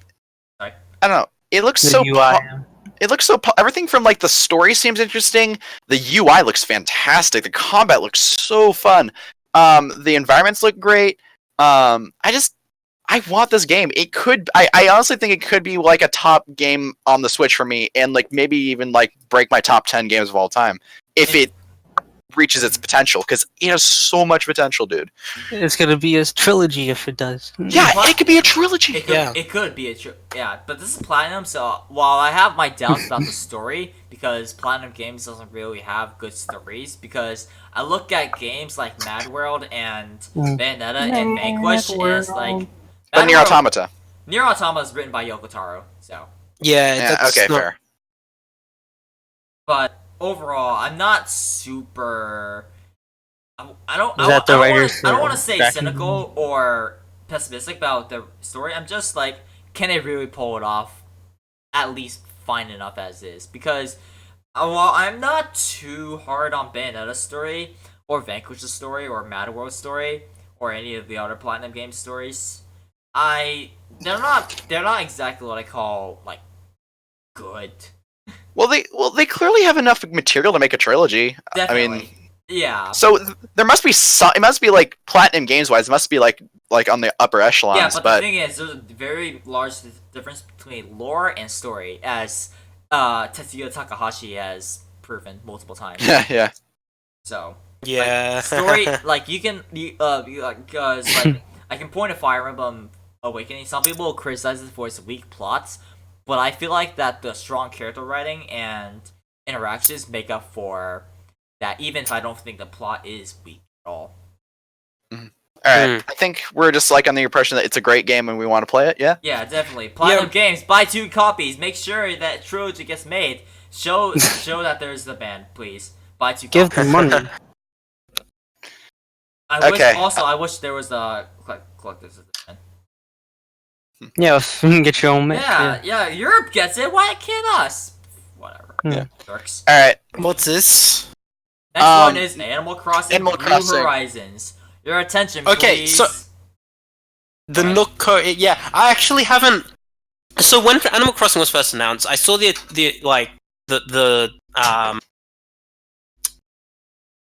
logo. I saw the logo. And the 2019. I'm like, okay, Animal Crossing. I'm very happy. I love New Leaf to death. But I didn't feel that excited. And even knowing that Animal Crossing was going to show up at E3, I don't think I really felt that excited. But the moment we saw gameplay, I'm just sitting here like, oh my god, I want this game. I want this game. Give it to me now. Yeah. I'm not an Animal Crossing fan, so I have nothing to add here, unfortunately. Yeah. I really just want the game. It looks amazing. Is boring to me. It looks adorable. It's one of those games you really just play like a little bit every day. You don't play for that long. It looks it's different enough from New Leaf that I'm actually really looking forward to it. And I remember when this game was first announced last year, where I was like, I don't want it to be a game made out of fan pressure. I want it to be a game that's like legitimately good and people like really enjoy it, and like has a lot of love. Animal Crossing has a crap ton of text put into it. They can't have made this started in like 2018-ish. Yeah, I know that. It has to be like way earlier than that. So it's like I don't think it was from fan pressure. It's just that although I do hope that it wasn't from fan pressure, because that would be bad. Yeah, I don't think it was, and the fact that it's being pushed back to 2020 even further emphasizes the fact that it's very much a passion project, and it just like it seems like it emphasizes like the interconnectivity of like actual human players more. Like I think you can like move to someone else's island and have a house there, and that's really cool. But it would be pretty disgustingly ironic that a game about relaxing would have a bunch of crunch behind it, which would be very, very depressing. Well, that's why they didn't do it. Yeah, exactly. Which is good, because like we're seeing pushback like this, and Nintendo is like a leading example of it, where it's like we learn from it. Basically, Monolith Soft has also talked about it, and that it's inevitable, but all crunch There's is- all industries have some amount of crunch, Yeah, but I mean, industry. a month. Uh, If you have like a couple weeks, then sure. But like when you have multiple months, that's that's when you pushing know it. you have a problem. Also, Yeah. but Yeah. the entertainment industry, I think, suffers from it the most. But sometimes it's just because you just gotta get it done. Yeah, it's got to get done. There's going to be crunch in every industry. That's just how it is. Definitely. Yeah. Yeah. But I'm glad that like they're actually giving them the time they need They're, to. and they're acknowledging it and be like, we this is how we sell it, but we hire contractors to do a lot of the heavy lifting for us. I should say. As for the actual like experience that I'm looking forward to for Animal Crossing, like just enjoying kind of like living out like a virtual life side by side with like real life and like having this like beautiful island to completely develop from scratch and make it your own. Like I can make a cherry tree blossom festival if I wanted. And again, portability. It's both Portability is a portable. It's both huge- portable and TV, and definitely what it's- you want yeah. with a life simulator. Huh? Mhm. And I just- think that's what made New Leaf so great. You could basically be at home on the train. Exactly. But I think I need to try out a game for myself one day. But the fact that it's just gonna be put in like a little bit of minutes every day, I don't know. That kind of makes me wary because I think back to Rune Factory 4 where you can just grind that out as much as you want. And even Stardew Valley has that same quality of where you can just, Animal Crossing is the kind of game that you just like. It forces you to take your time. Like yeah. you don't and like Slow down. the initial like starting up is a little bit daunting. Where it's like, oh, I want to do more, but the game won't let me do anymore. It's God, more pay a just debt. it's less to be it's less to be viewed as like a game like a game that you need to like get through to the end, and more of like Hmm. just like maybe think of it like a way to chill back and relax, kind of That's like exactly what the Animal Crossing developers see it as well, which is perfectly awesome for those that enjoy it. It's just that, as someone who's never been exposed to Animal Crossing's gameplay and gameplay loop, I question how much of a hold it would have on me personally. It's not for everyone, that's for No, sure. It's no not for games- everyone. No games for everyone. No. But if you have a lot of patience and enjoy like taking things slower, it is perfect for you. And it has a huge fan base too. Larger than Yeah. I initially thought. It's like, also a few years adorable. ago. So it's adorable. So that takes that helps a lot. It has a very high female base as well, which is Mm. we need more people playing games. Gamer more, Yeah, my friend who people is walk my the dog. friend who is not a gamer at all loves that. She loves Animal Crossing. That's good. Sky, who's in our who's just listening in on our podcast today, she's very much excited for it, and she's expressed me multiple times how happy she is and how excited she is for it. Yeah. I'm happy. I'm happy for Animal That's Crossing good. fans. It's definitely going to be one of those must-have games if you're into it. But for me personally, I think I'd rather pick up Final Fantasy VII Remake, which is coming out the same day. So you can already make your The Smash same. Ultimate. You can make your Smash Ultimate startup logos with Isabelle versus Cloud. Go do it. Yes. All right. Let's just finish off this very, very long podcast. We need to really manage our time more. Do With- not call it Breath of the Wild 2. A sequel to Breath of the Wild. Breath of the Wild 2. You don't know. In I was gonna call it the new Zelda game. space! The news. Yeah. I have very mixed feelings on this one. Wait, what? Wait, But why? People are It cutting just out. looked like DLC at first. Like, Hold Yeah, on. no. I'll tell you why. Because I didn't feel we needed a sequel to Breath of the Wild. So at first, when I saw this, I'm like, is this really necessary? I know there's a lot of unexplained lore and all Yeah. that in Breath of the Wild, but is this really necessary? Like, that's what I thought at first. But then I kind of thought about it a little more, right? Mhm. yeah. And I'm sitting here like, okay, actually, no. I think a Just for- sequel's good. Hello. I think a sequel's good, but then it needs to because they've done this before. They've done this with not Wind Waker. Ocarina of Time. They had Majora's Mask, And I even can see Zelda this- 1 and Zelda 2. That's the inspiration for it. Like, and Zelda 1 and Zelda 2. And I can see this very much being another Majora's Mask kind of situation. But Heck, I even- need to see more. I can't be excited based on Heck. merely Heck, a sequel to Breath of the Wild. heck, you can even You extend can't it to like say it just from Wind Waker. Ganon snapping say- his neck. You can even extend that from Wind Waker to Phantom Hourglass, I believe. Mm.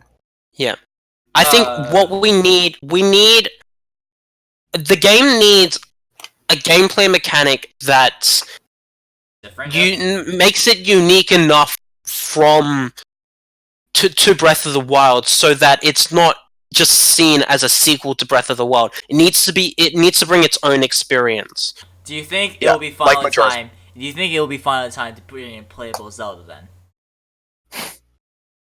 I don't think that would be enough, but I think that's something that I want. I think it would be if she played it differently, because Wolf Link is like a big twist on Twilight Princess, and that in the Twilight Realm. Skyward Sword has the obvious motion controls. No, you do have a point. Breath of the Wild is more about like leaving things in the past and grow from it. And one part of Zelda's character arc in Breath of the Wild is that she doesn't want to just be like the princess that's gonna seal Ganon away, stuff like that. So if she wants to keep growing herself out of that, then I think that would be good. And I don't know if this is accurate in the Japanese text, but in the American text, Ganon has been stated to have given up on reincarnation. I don't know what that means. Yeah. But maybe that means that the curse that was placed on Link, It's Zelda, highly- and that's Ganon right. from Skyward Sword.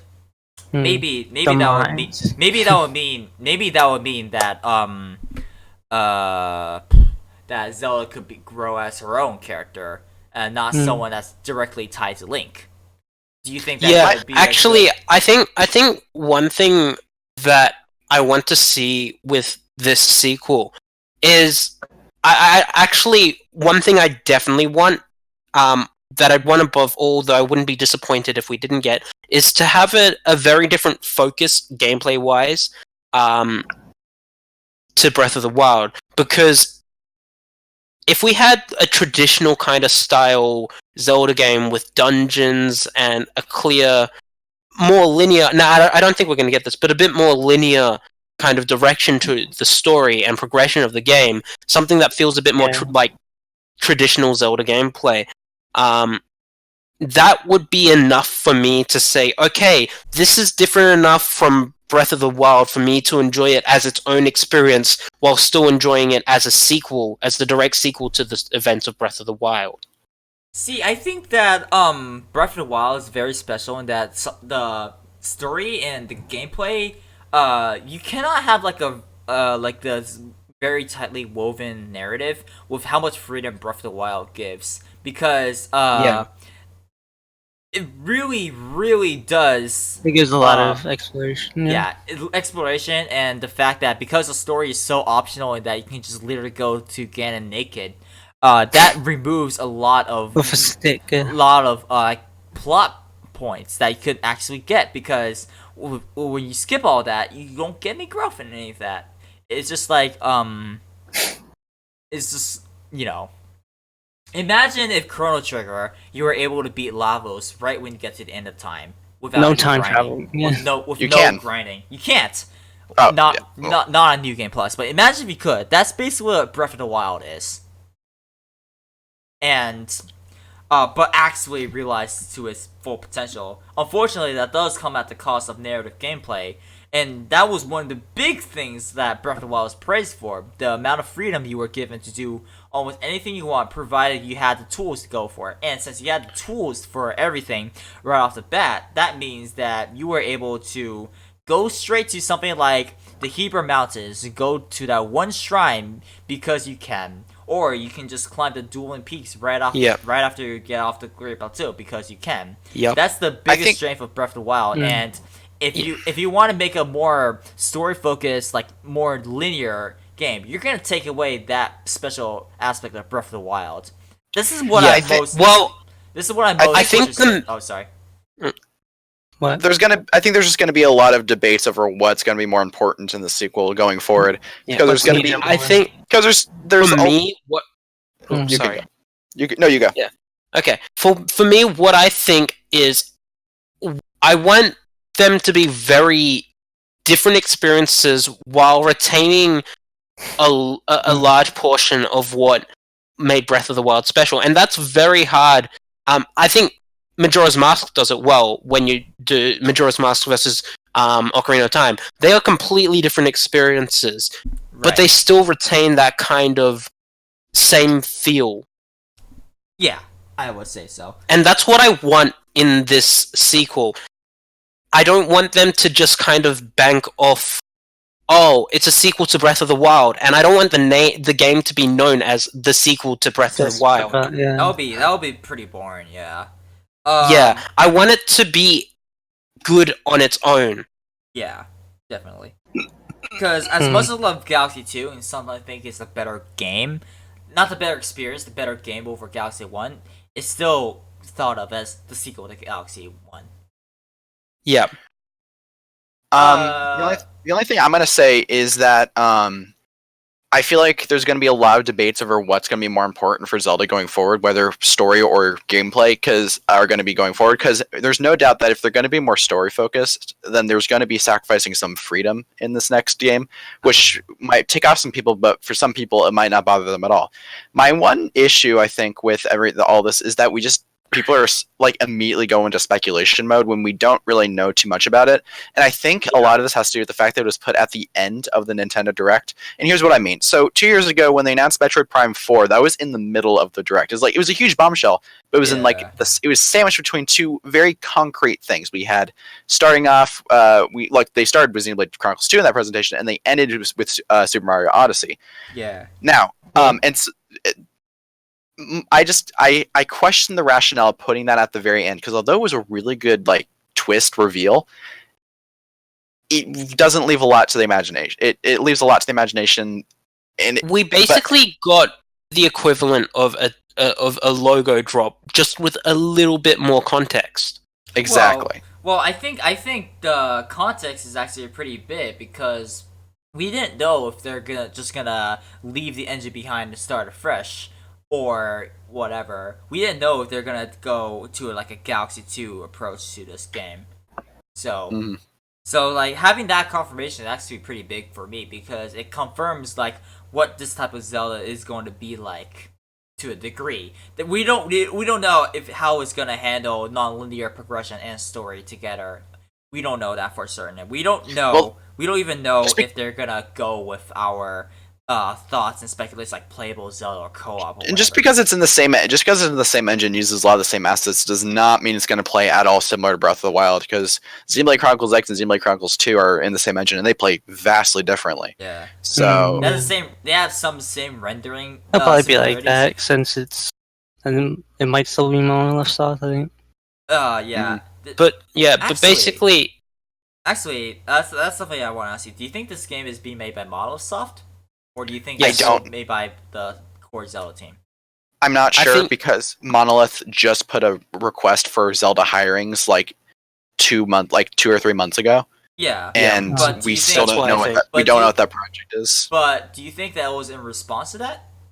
No. I think this game has been in development for far longer, or else they wouldn't have shown off anything. Mm-hmm. that's true. Nintendo has a habit of not showing off games too early these days. With Metroid Prime 4 being an exception, but that has its own circumstances. Metroid Prime 4 was announced as this because they didn't want backlash from announcing Metroid Samus Returns only on 3DS. So That's true. And they also want to show off that, hey, you're gonna get games like this on the Switch by our system. Mm-hmm. Cool. Let's just get Pikmin 4 now. That's never gonna happen. It's been done. It's never gonna happen. Alright. But I'm I getting think a bit off topic. But as a whole, I do think that Breath of the Wild 2, I'm gonna call it that, sorry. I do hope that it's more in line with Majora's Mask rather than Galaxy 2. As much as I love Galaxy 2, I hope it's more in line with a Majora's Mask than Galaxy 2, because that means it can stand on its own merits, and even though it shares some similar art styles, it'll be its own unique take on Breath of the Wild's gameplay style and such, and rise above what people would want from a Breath of the Wild sequel. Especially Okay, but don't call it Breath of the Wild 2 ever again. ouch. Breath of the Wild sequel. In space. I hope. I reckon it will get its own original title because Zelda games have never had, apart from Zelda 2, they've never had a number after them. Even Link Between Worlds. Actually, I think In Japan, it was called. In Japan, Link- it had a sequel number, but like in the West, it's yeah, that's consistently Very not true. like that. very true. If it's called Breath of the Wild 2, that's just not. That's gonna That's be gonna very be a disappointing. That's gonna be a terrible name. I'm sorry. I don't. Oh, I yeah, don't, totally. I don't want that. I want a different name. Yeah. So I don't want to get into too much into lore speculation here, unfortunately. So We need to wrap up anyway. So definitely, it's almost midnight. Even though I can go on Alright. longer. well, that was our talk about E3. It was well winded, and I have a few notes about. We'll be doing future episodes on the future of gaming, the future of Pokemon, and probably Zelda speculation as well. I feel like that's pretty important as well. Yeah, very. And I might do an Animal Crossing one too. Let me write that one down. I don't have much to add to that one. So No. Well, I know, but I know several people who would, so we'll Definitely, be getting there. Mm-hmm. So yeah, all right. Thanks for coming, guys. This was our E3 discussion. This is Quest Clear Cast. My name is Owen as always, and this quest is clear. See you. Woo! Bye bye. Goodbye.